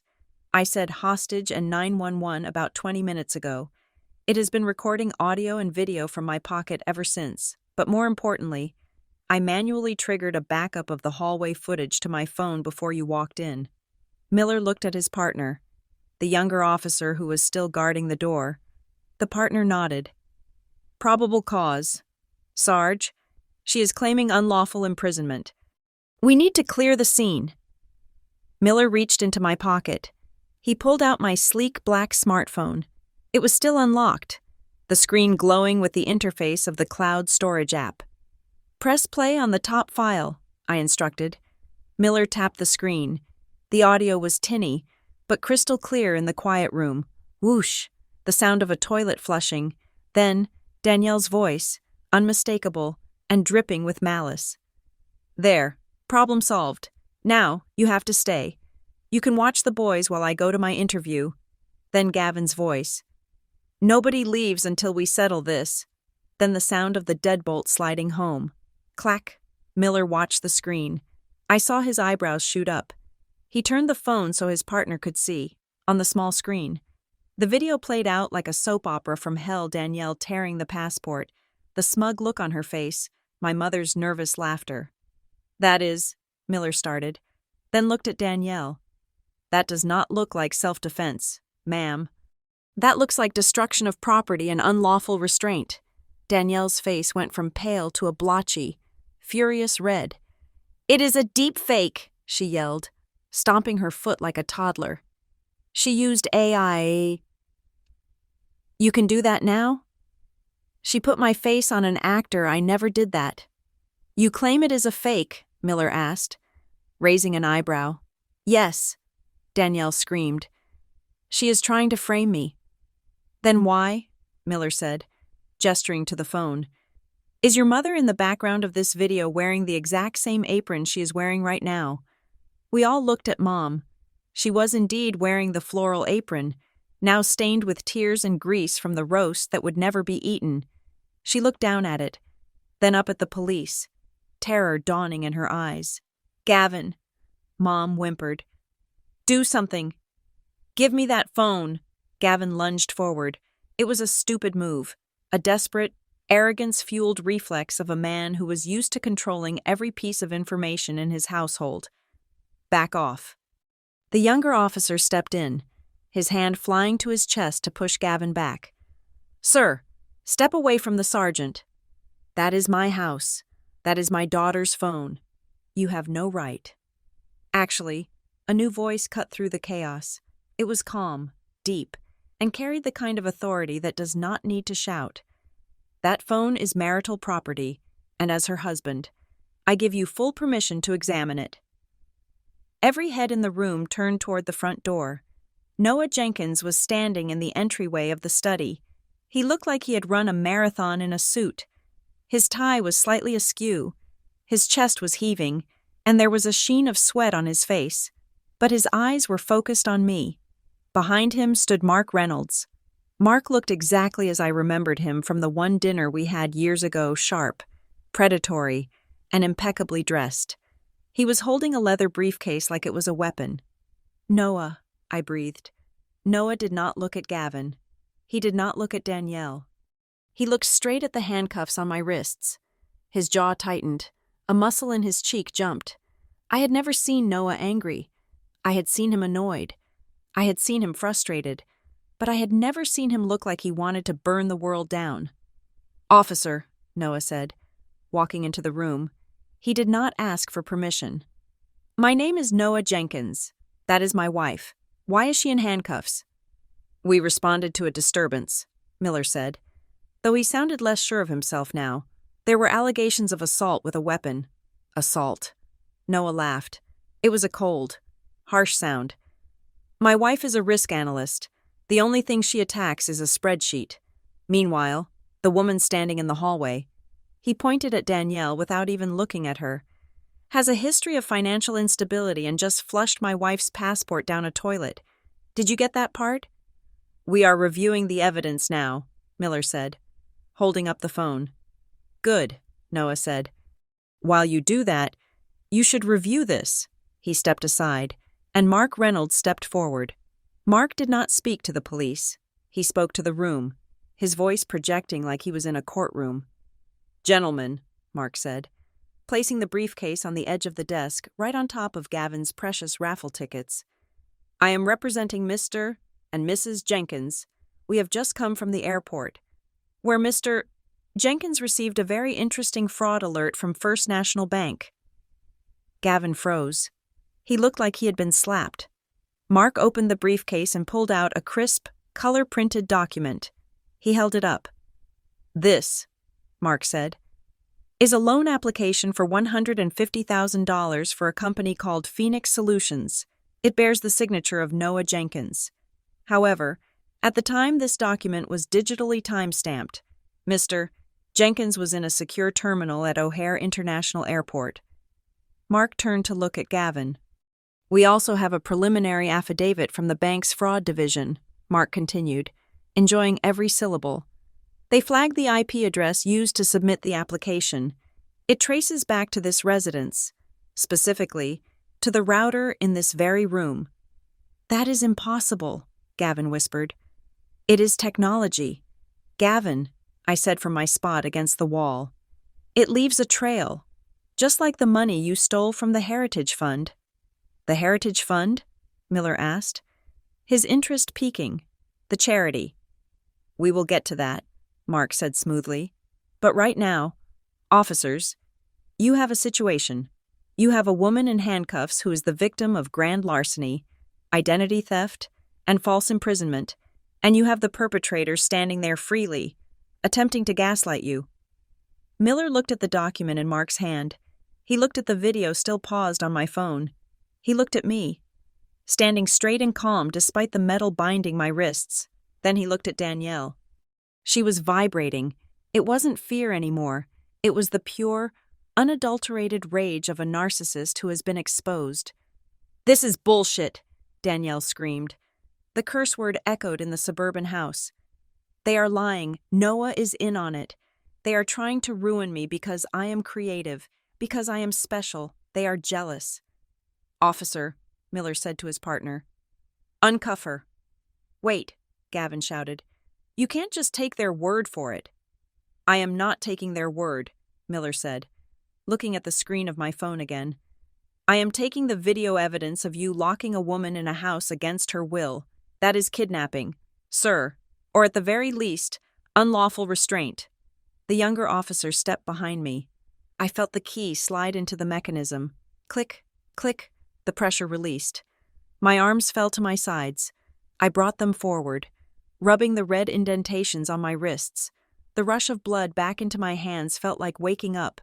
I did not cry. I did not run to Noah.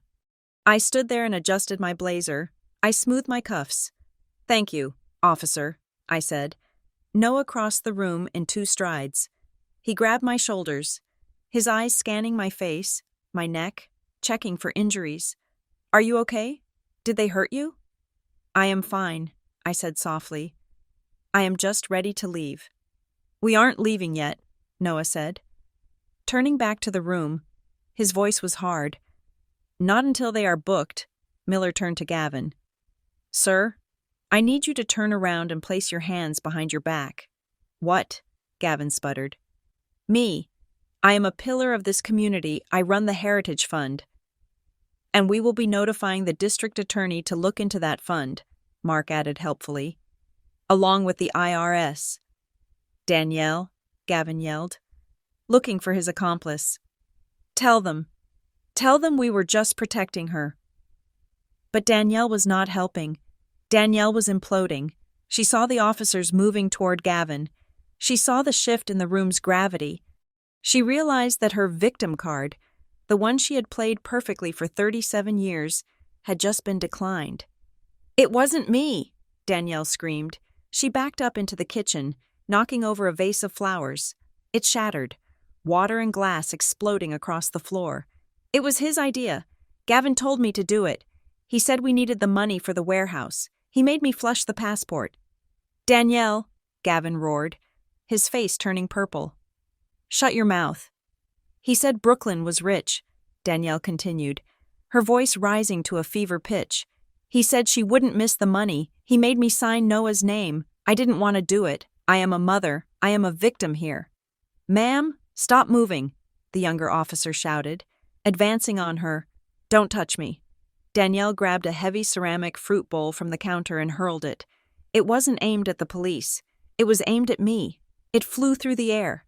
A clumsy, desperate projectile. Noah pulled me sideways. The bowl smashed against the doorframe of the study, sending shards of pottery flying. "Assault on an officer," Miller shouted. "Take her down." The younger officer didn't hesitate. He tackled Danielle. They went down onto the kitchen floor in a tangle of limbs and screaming. "Get off me, my back, my back!" Danielle wailed, thrashing like a wild animal. "I will sue you. I will sue all of you." Gavin tried to run. He actually tried to run. He took a step toward the back door. But Miller was faster. He grabbed Gavin by the collar of his polo shirt and slammed him against the wall. "Don't even think about it," Miller growled. I stood there, wrapped in Noah's arm, and watched. It was grotesque. It was loud. It was ugly. But to me, it was beautiful. I watched the handcuffs go onto Gavin's wrists. I watched him try to use his reasonable man voice, but it faltered as Miller recited the Miranda rights back to him. I watched Danielle being hauled up from the floor, her hair plastered to her face, spitting insults at everyone. She looked at me, her eyes wide with hate. "You did this," she screamed at me. "You ruined my life, you selfish bitch." I looked at her. I looked at the sister I had spent my life protecting, the sister I had bailed out, the sister I had made excuses for. "No, Danielle," I said. My voice was calm, cutting through her screams. "I just turned on the lights." "Brooklyn," Noah whispered in my ear. "Let the lawyers handle it now. Let's go." "One more thing," I said. I walked over to the desk where Gavin was being held. The officer had him pressed down, his face against the wood. "Officer," I said, "before you take him in, check the bottom drawer on the left, under the hanging files." Miller looked at me. "What is in there?" "The notary log," I said. "Gavin keeps a log of all the people he bribes. If you want to know who was going to notarize that fake signature tonight, the name is in that book," Gavin groaned. "You traitor." "I am not a traitor." "Gavin," I said, leaning down so he could hear me clearly. "I am an auditor, and you just failed the inspection." I turned around. "Okay, Noah, now we can go." We walked out of the study, stepping over the shattered glass in the hallway. My mother was sitting on the stairs, her face buried in her hands, weeping silently. She did not look up as we passed. She did not try to stop us. She sat in the wreckage of the family she had enabled, alone. We walked out the front door into the cool evening air. The flashing lights of the police cars illuminated the neighborhood. Neighbors were standing on their porches. Watching the spectacle, I took a deep breath. The air smelled of exhaust and cut grass. It smelled like freedom. "I am sorry about Italy," I said to Noah as we walked toward his rental car. Noah squeezed my hand. "Brooklyn, look at me." I looked at him. "We are going to Italy," he said. "Mark is already working on an emergency passport replacement. He knows a guy at the consulate. It might take 2 days. But we are going." "But the money," I started. "The 6,000. "Money is just numbers," Noah said. "What I just saw in there, that was priceless. I have never been more attracted to you in my entire life." I laughed. It was a watery, shaky sound, but it was real. "Let's get out of here," I said. "Agreed," Noah said. As we drove away, I looked in the rearview mirror. I saw Danielle being led out in cuffs, still screaming. I saw Gavin being shoved into the back of a cruiser. I didn't look back again. I looked forward, to the road, to the city, and to the audit that was just beginning. The flashing lights of the patrol cars were not just illuminating the front lawn, they were dissecting my childhood home, slicing through the suburban facade to reveal the crime scene underneath. The living room, once the stage for forced family gatherings and passive-aggressive dinners, had been transformed into a sterile processing zone. Officer Miller had separated us. That was standard procedure, he explained. But to me, it felt like the first time the dynamic of the Baker house had been physically broken. Danielle was in the kitchen, guarded by the younger officer. I could hear her muffled, frantic voice trying to spin a new web of lies. Gavin was seated on his favorite recliner, his hands cuffed behind his back, looking like a deposed king. My mother was standing by the fireplace, trembling, her eyes darting between her husband and her daughters. I sat at the dining table, Noah standing behind me like a sentinel. Officer Miller placed a notepad in front of me. "Let's start with the passport," Miller said, his pen hovering. "You stated that your sister destroyed it. She ripped it in half and flushed it down the toilet in the guest bathroom," I said, my voice clinical. I pointed toward the hallway. At approximately 4:45 this afternoon, she explicitly stated that she did it to force me to stay in the state. "And the reason for forcing you to stay?" Miller asked. "To serve as a guarantor for a fraudulent loan," I said. I reached into my bra, the only safe place I had left, and pulled out the flash drive I had secured from Gavin's computer. I placed it on the dining table. It made a small plastic clack against the wood. "Officer," I said, "what is on this drive changes this from a domestic dispute to a federal case. You are going to want to call in a detective from the Economic Crimes Division." Miller looked at the drive, then at me. "What is it?" "It is the internal ledger for the Briar Glen Heritage Fund," I explained. "My stepfather has been soliciting donations from the community for 5 years. He claims it is for park renovations and veterans aid. This drive contains the real spreadsheets. He is funneling approximately 80% of those donations into a shell company called Phoenix Solutions." I pointed toward the kitchen, where Danielle's voice was rising again. "Phoenix Solutions is registered to Danielle Baker," I continued. "She uses the stolen charity money to fund her lifestyle, but they ran dry. That is why they needed the loan. That is why they forged my husband's signature." Miller picked up the drive. He looked at Gavin. Gavin did not look up. He was staring at the carpet, his face a mask of defeat and seething rage. "We will need to secure a warrant to access this," Miller said. "My lawyer is drafting a consent form for me to sign regarding the data I personally backed up," Mark Reynolds said, stepping forward. He had been on the phone in the corner, but he was always listening. "And since Mr. Jenkins is the victim of the identity theft referenced in those files, we are providing full cooperation." At that moment, my mother moved. She walked over to the table. She looked older than I had ever seen her. Her posture stooped, her hands wringing the fabric of her apron. "Brooklyn," she whispered. I looked up at her. I waited for the apology. I waited for her to say she was sorry for watching them trap me. I waited for her to say she was glad I was safe. "Please," she said, her voice shaking. "You have to tell them to stop. You have to tell them it was a misunderstanding." "A misunderstanding?" I asked. "Mom, Gavin locked me in a room. Danielle destroyed my property." "She has children." "Brooklyn," Mom said, the tears finally spilling over. "Think about the boys. If Danielle goes to jail, who will take care of them? You are going to ruin their lives. Is that what you want? To punish innocent children just because you are angry about a vacation?" It was the ultimate trump card, the grandmother defense, for years. This argument had worked. Danielle is a mother, so she is exempt from consequences. I looked at my mother, and I felt nothing. The guilt button she was trying to press had been disconnected. "I am not ruining their lives, Mom," I said. "Danielle did that when she decided to become a criminal." "How can you be so cold?" Mom sobbed. "She is your sister. The boys need a role model," I said, my voice steady. They need to know that actions have consequences. They need an adult who knows how to take responsibility. Leaving them with a woman who steals, lies, and holds people hostage is not protecting them, it is endangering them. You are heartless, Mom spat. No, I said. I am just the only one in this room who is actually thinking about their future. Officer Miller stepped between us. Ma'am, I need you to step back. You are interfering with a witness. My mother retreated, collapsing onto the sofa next to Gavin. She buried her face in his shoulder.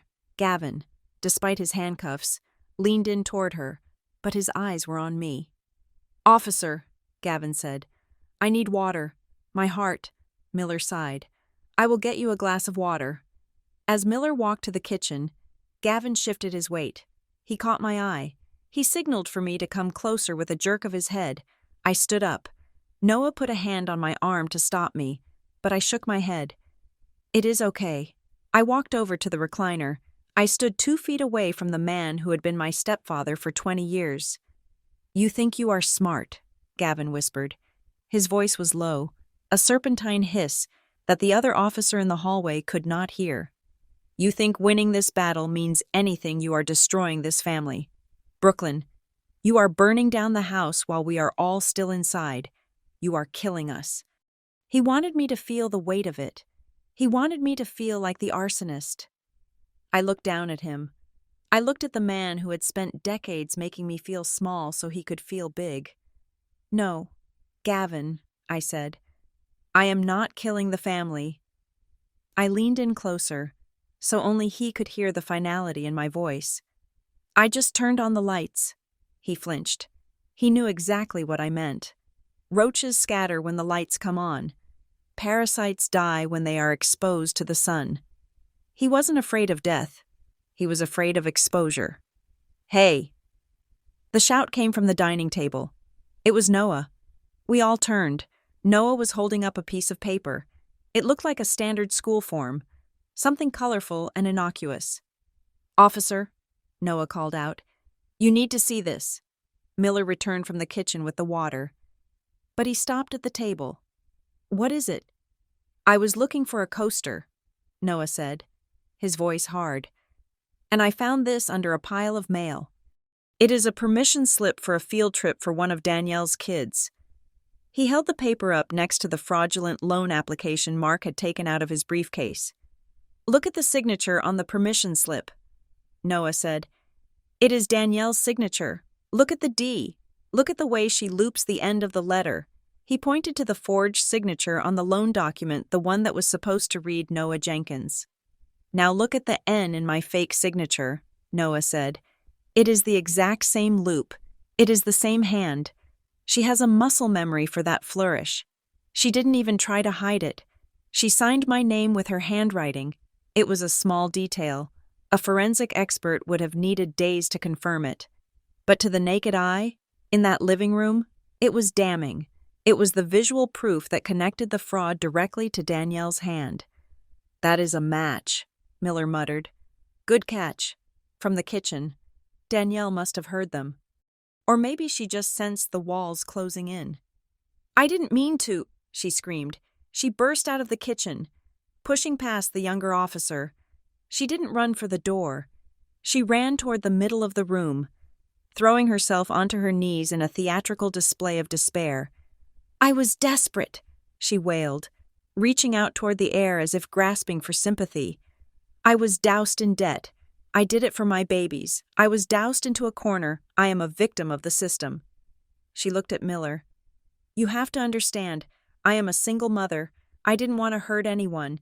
I just needed a bridge loan. I was going to pay it back. You were going to pay back $150,000, Noah asked, his voice dripping with disbelief. With what income, Danielle? You haven't held a job since 2014. I have potential, Danielle screamed. I have projects, but she pointed a trembling finger at me. She wouldn't help me. She has all this money for Italy, for fancy dinners, and she leaves her sister to rot. She forced me to do this. If she had just given me the cash, I wouldn't have had to sign the papers. It is her fault. Stop it, Miller barked. Ma'am, get up. I am the victim, Danielle sobbed, grabbing a throw pillow and clutching it to her chest like a shield. I am having a panic attack. I need a medic. You don't need a medic, Miller said. His patience fully evaporated. You need a lawyer. The younger officer stepped forward and hauled Danielle to her feet. She went limp, playing the dead weight, forcing them to drag her. It was pathetic. It was the final desperate act of a woman who had never been told no in her entire life. In the pocket of Mark's suit jacket, a phone rang. It was a sharp, professional ringtone that cut through Danielle's sobbing. Mark pulled it out. He looked at the screen. It is the bank, Mark said. He answered it on speakerphone, holding it up so the room could hear. This is Mark Reynolds, attorney for Noah Jenkins. Mr. Reynolds, a crisp voice came through the speaker. This is the senior fraud investigator at First National Bank. We have reviewed the affidavit and the digital timestamps you sent. We have officially frozen the pending disbursement for Phoenix Solutions. We have also flagged the account for money laundering activity based on the irregular deposit patterns from the charity fund you mentioned. The room went silent. Even Danielle stopped crying to listen. We are transferring the file to the Federal Bureau of Investigation, the banker continued.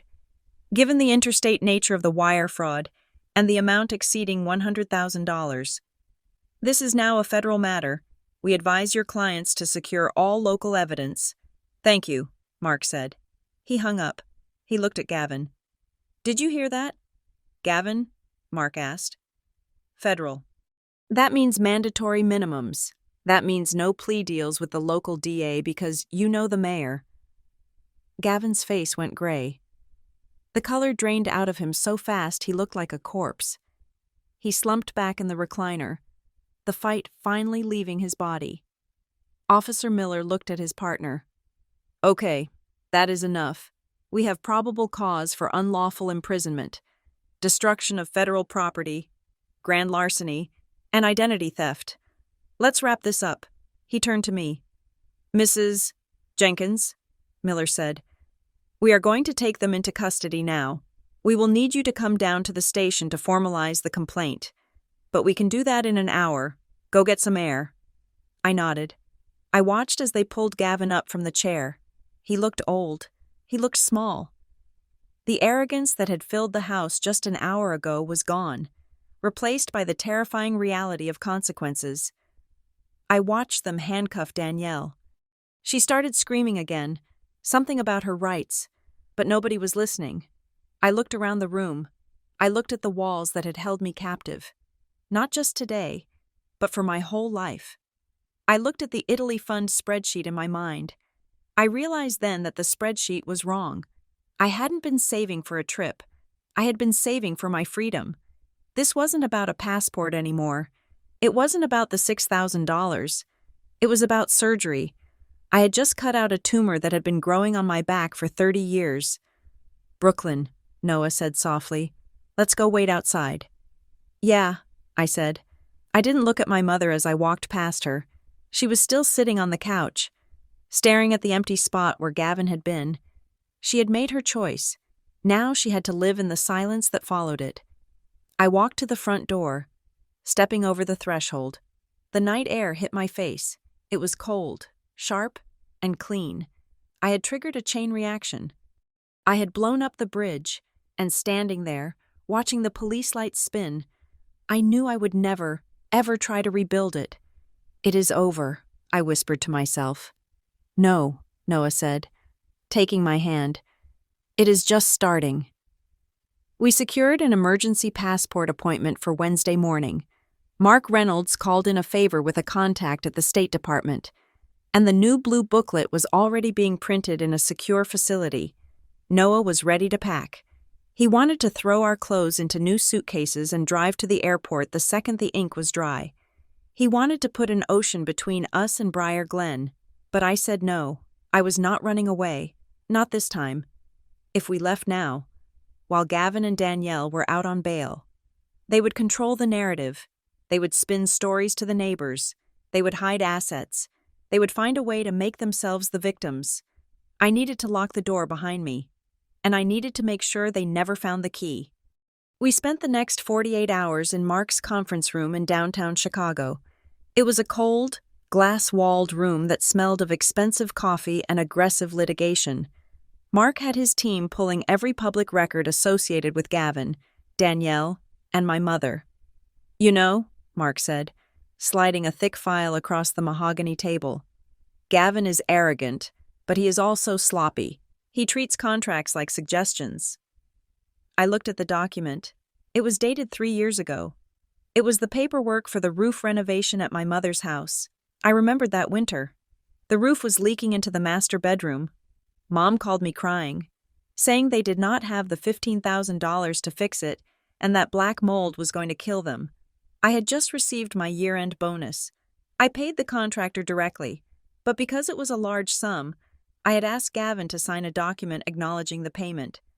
At the time, I told him it was for tax purposes, so I could write it off as a gift or a loan. Gavin had laughed, signed it without reading, and patted me on the head.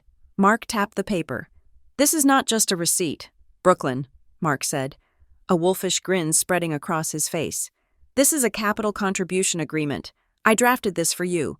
Remember, it states that your $15,000 was not a gift. It was an investment in the equity of the property." I read the clause Mark was pointing to, in the event of a sale, refinance, or legal dispute regarding the property.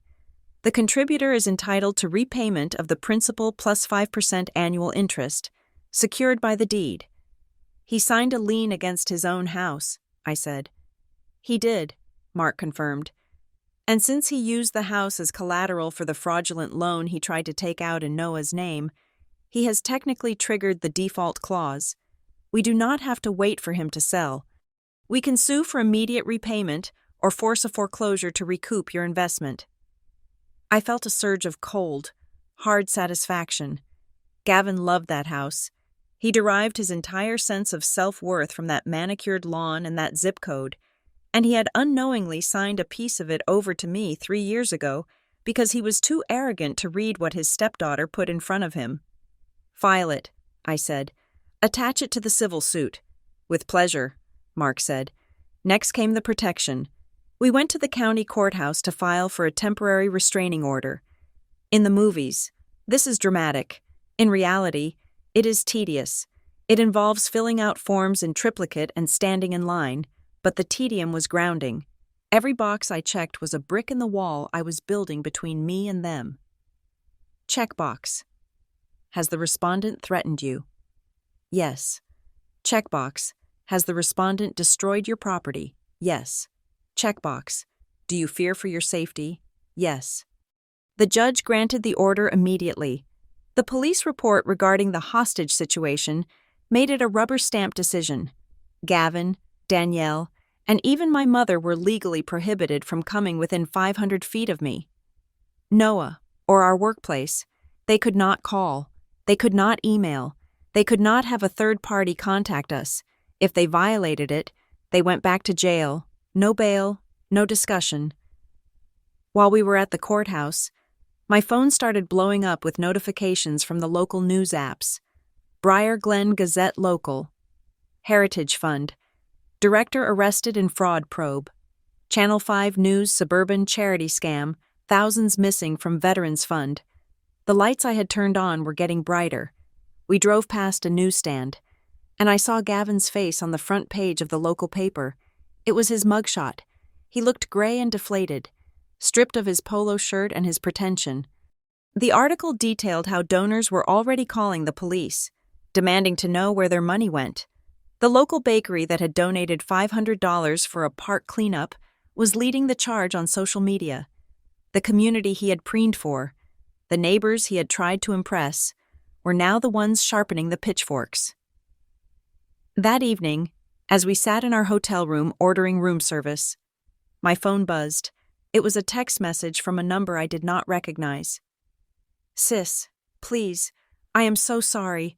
I love you so much. I was just scared. I didn't mean to hurt you. Please, just tell the district attorney it was a misunderstanding. I can't go to jail. My boys need me. Just withdraw the complaint and we can fix this. I stared at the screen. It was Danielle. She was using a burner phone, or maybe a friend's phone, violating the restraining order less than 4 hours after it was issued. I analyzed the text like it was a suspicious transaction log. I am so sorry. Standard opening. I love you. Emotional manipulation. I was just scared. Victim positioning. Tell the district attorney it was a misunderstanding. The ask. Withdraw the complaint. The goal. There was no accountability. She did not say, I was wrong to steal. She did not say, I will pay you back. She only cared about the consequences. She wanted me to make the bad feelings go away. She wanted me to fix it, just like I had fixed her rent, her car, and her credit card bills for a decade. She texted you, Noah said, seeing my face. Yes, I said. Don't reply, Noah said. Send a screenshot to Mark. It is a violation of the protective order. I took the screenshot. I sent it to Mark. Done, I said. 10 minutes later, my phone rang. It was a blocked number. I hesitated. If it was Danielle again, I would just record it. I answered. Hello? Brooklyn. It was my mother. Her voice was hushed, frantic. Mom, I said. You are not supposed to call me. There is a legal order. I know, she whispered. I am calling from the neighbor's house. Brooklyn, listen to me. I spoke to Pastor John. You remember Pastor John? He baptized you. I remember him, I said. He wants to help, Mom said. He says we should do a family mediation, just us, in the church basement. No lawyers, no police. We can sit down, pray, and work this out like a family. Gavin is willing to apologize. Danielle is willing to apologize. We just need you to come to the table. And what is the condition, I asked, for this mediation? Well, Mom paused. Obviously, we would need you to pause the legal stuff, just so we can talk freely. We can't heal if we are worried about, court. You want me to drop the charges in exchange for a prayer circle? I asked. I want peace, Brooklyn, Mom said. I want my family back. You don't have a family, Mom, I said. You have a crime syndicate, and I am not part of it anymore. How can you call your own mother a criminal? She cried. You watched them lock me in a room, I said. You watched Danielle flush my passport. You stood there and smiled because you thought it meant I would stay and pay your bills. That makes you an accomplice, Mom, not a mother. If you do this, Mom said, her voice turning hard, if you go through with this, you are dead to us. Do you hear me? You will have no family. I have Noah, I said, and I have a plane ticket to Italy. That is enough. I hung up. I blocked the number. I looked at Noah. He was sitting on the edge of the bed, watching me. He didn't look worried. He looked proud. Are you okay? He asked. I am fine, I said, and I was. The guilt I used to feel, the heavy, suffocating obligation to please them was gone. It had evaporated in that police station. I have something for you, Noah said. He reached into his laptop bag and pulled out a thick, plastic accordion folder. He placed it on the bed. What is this? I asked. Do you remember when we started the Italy Fund? Noah asked. 3 years ago. Yes. Well, Noah said, I started another fund at the same time. I called it the Leech Fund. I opened the folder. Inside, organized by year and month, were receipts, hundreds of them. There were bank transfer confirmations for Danielle's rent. There were copies of checks I had written to Gavin for car repairs that never happened. There were Venmo logs for groceries that Danielle had spent at Sephora. There were Western Union receipts from when Danielle was stranded in Vegas. Noah had kept everything. Every single time I had caved, every time I had transferred money to keep the peace, Noah had silently, diligently documented it. I didn't want to show you this before, Noah said gently, because I knew you weren't ready to see it. You would have defended them. You would have said you were just helping. I picked up a stack of papers from 2024. It was heavy. How much? I asked. Total. Noah took a breath. Over the last 5 years, including the roof, the car payments, the bailouts, and the loans they never paid back. Tell me. $52,480, Noah said. $52,000. The room spun. That wasn't just money. That was a down payment on a house. That was a retirement fund. That was 10 trips to Italy. I had been setting myself on fire to keep them warm, and they had been complaining that I wasn't burning fast enough. They stole a year of our lives, I whispered. They did, Noah said. But we have the receipts now.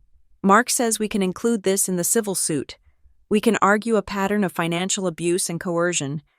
We might not get it all back, but we can make sure every single dime they have left goes to paying us instead of Phoenix Solutions. I ran my hand over the papers. The ink was dry, but the story they told was bleeding. Sue them, I said.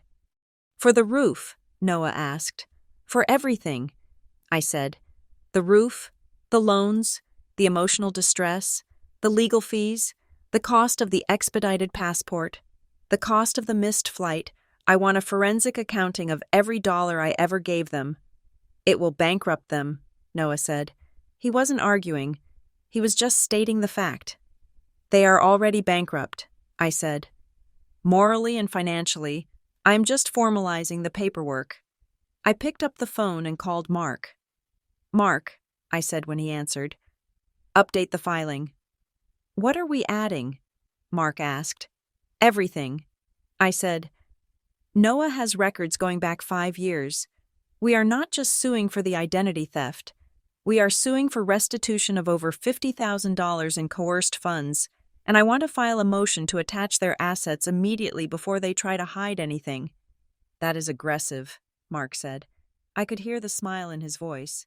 I like it. And Mark? Yes. I want the restraining order made permanent. I said. I want it to last for 99 years. I never want to see their faces again unless they are sitting at a defendant's table. Consider it done, Mark said. I hung up. I walked over to the window. The Chicago skyline was lit up, a grid of lights and steel. It looked solid. It looked rational. I turned to Noah. We have the passport appointment tomorrow at 9, I said. Then we have the final deposition with the fraud investigators at noon. And then? Noah asked. And then? I said. We go to the airport. Italy, I said. But not the way we planned. We aren't going as the couple who scraped and saved and sacrificed. We are going as the couple who won. Noah stood up and walked over to me. He wrapped his arms around my waist. I love the new Brooklyn, he said. She was always there, I said, resting my head on his shoulder. She was just locked in the office. I looked at the folder of receipts on the bed one last time. $52,000. I would get it back. Maybe not in cash, but I would get it back in justice. I would get it back in the look on Danielle's face when she realized the ATM was not only out of order, but was pressing charges. I closed the curtains. Let's get some sleep, I said. We have a busy day of destroying my former life tomorrow. Sounds like a plan, Noah said, for the first time in a week. I closed my eyes and didn't see a swirling toilet bowl. I saw the Colosseum, and it looked magnificent. The final confrontation did not happen in a dramatic courtroom with a banging gavel. Real justice is rarely that theatrical. Instead, it happened in a beige conference room at the district attorney's office 3 days later. This was the plea negotiation, the moment where the rubber met the road, and where the Baker family tried one last time to gaslight the state of Illinois. I sat on one side of the long laminate table, flanked by Noah and Mark Reynolds. On the other side sat Gavin, Danielle, and their court-appointed public defenders. My mother was there, too, sitting in the corner on a folding chair, clutching her purse like it was the last life raft on the Titanic. Danielle looked terrible. The carefully curated, struggling artist aesthetic was gone, replaced by the jagged edges of withdrawal from her own narcissism. She was wearing a baggy sweatshirt, and her eyes were rimmed with red, but even now, cornered like a rat, she was trying to spin the narrative. I just want to say, Danielle began, her voice trembling with a rehearsed fragility, that I forgive Brooklyn. I know she's confused.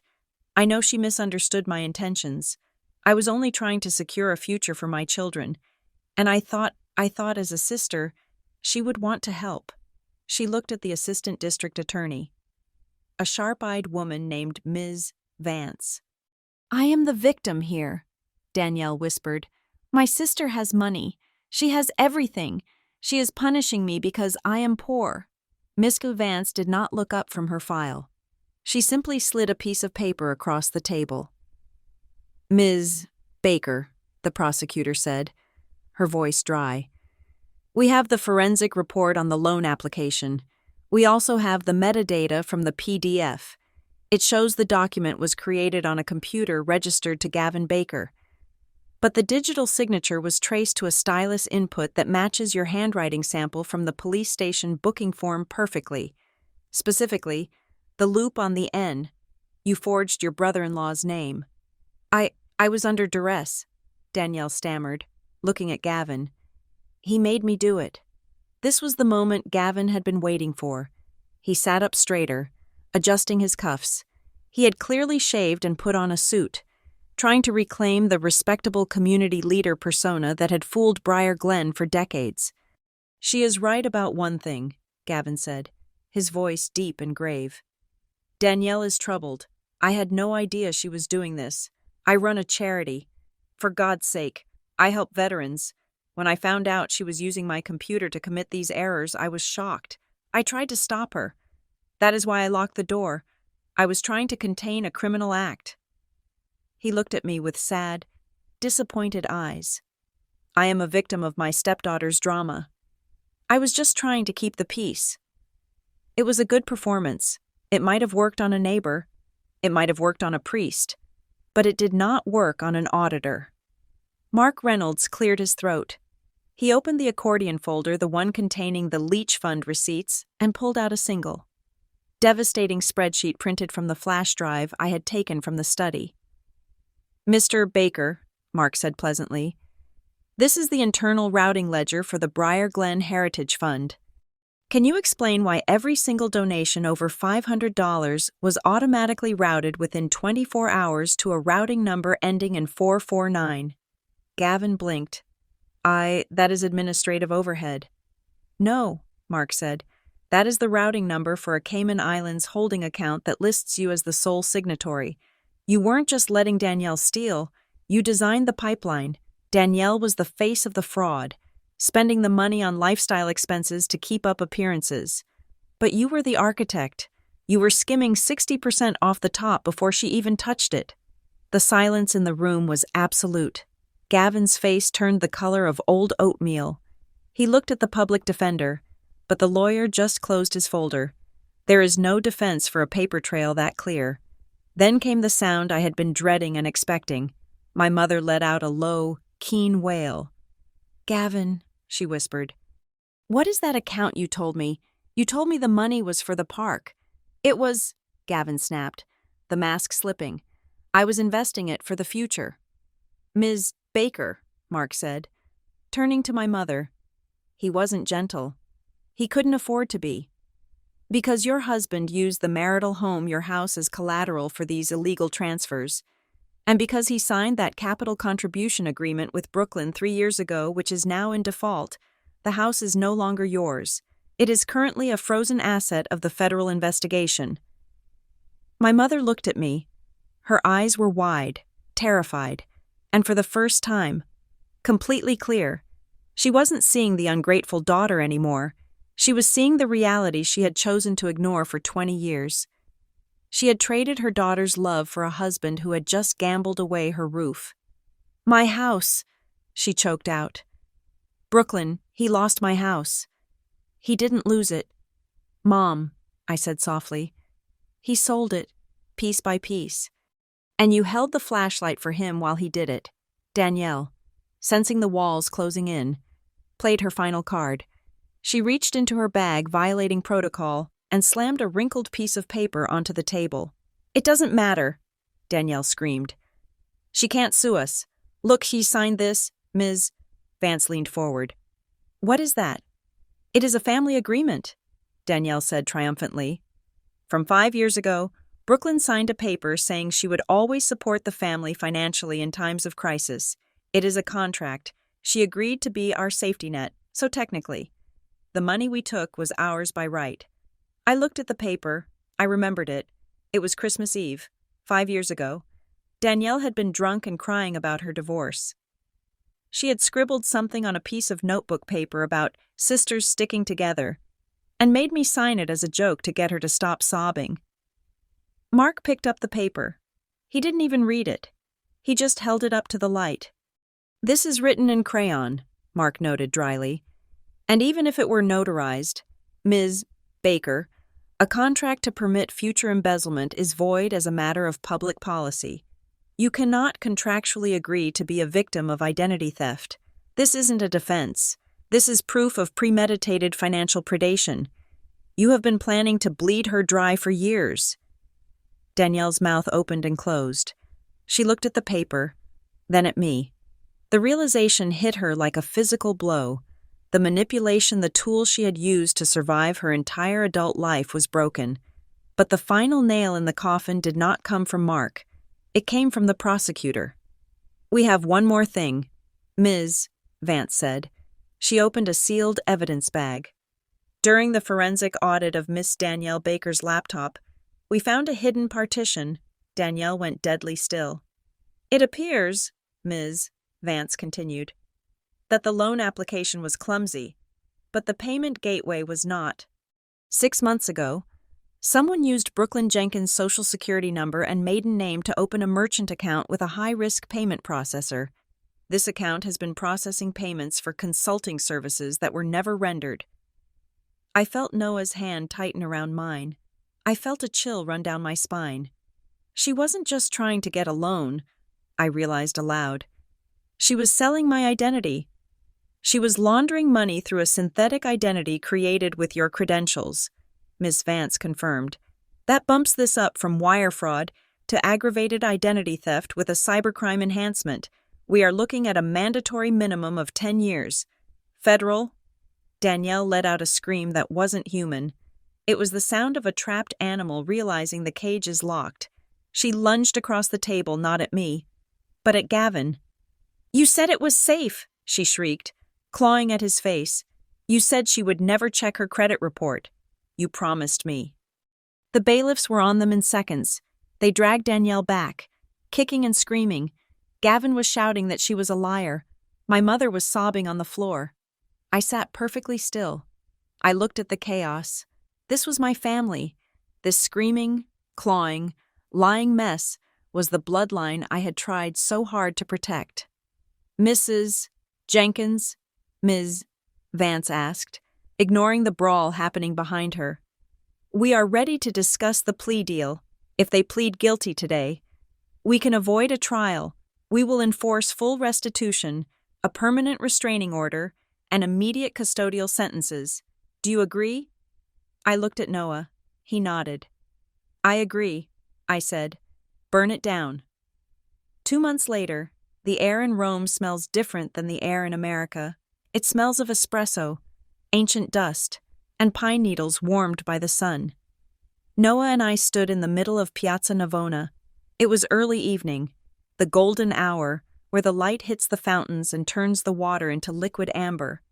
The tourists were bustling around us, but I felt a profound, quiet stillness. My phone buzzed in my pocket. For years, a buzzing phone meant panic. It meant Danielle needed money. It meant Mom was crying. It meant Gavin had a situation. I pulled the phone out. It was a notification from my bank. Deposit received $58,420. Source state of Illinois Restitution Fund / seized assets auction. They had sold the house. They had liquidated Gavin's investments. They had drained Danielle's hidden accounts. And the state had cut me a check for every single penny Noah had tracked in his spreadsheet, plus interest, plus legal fees. I stared at the number, $58,000. It wasn't just money, it was my past. Returned to me. It was the hours of overtime, the skipped lunches, the stress, The fear all converted back into a resource I could use for my future. "Did it come through?" Noah asked, handing me a gelato. Pistachio, my favorite. "It came through," I said. "All of it?" Noah smiled. He raised his own gelato in a toast. "To the auditor." "To the auditor," I replied. I opened my phone one last time. I went to the family group chat, the one I had muted but not left, just to keep a record of the evidence until the check cleared. The last message was from my mother, sent weeks ago, begging me to send a character reference letter to the judge for Gavin's sentencing hearing. I hadn't replied. I typed a new message. "Freedom is not something family gets to take away." I hit send. Then, I went to the group settings. Select all, block. I went to my banking app. I found the savings account labeled Italy Fund. I tapped rename. My fingers hovered over the keyboard. We were already in Italy. We didn't need an Italy Fund anymore. We needed something bigger. We needed something that represented the fact that for the first time in 34 years, I owned myself completely. I typed 2 words, Life Fund. I locked the phone and dropped it into my purse. "Ready?" Noah asked. "Ready," I said. We walked across the piazza, hand in hand, disappearing into the golden Roman light. I didn't look back. There was nothing behind me but a closed case file. Ahead of me, the world was wide open, and for the first time, the passport in my pocket felt heavy, not with obligation, but with infinite possibility. Thank you so much for listening to Brooklyn's story of justice and liberation. It's a wild ride when you realize the people who are supposed to protect you are the ones you need protection from. I would love to know, where are you tuning in from today? Are you listening from your car, your kitchen, or maybe your own fortress of solitude at work? Drop a comment below and let's get a conversation started. If you enjoyed seeing a toxic system get dismantled brick by brick, please make sure to subscribe to Juliet Revenge Stories. Hit that like button and smash the hype button to help this story reach more people who might need a reminder that it is okay to cut the cord. See you in the next story.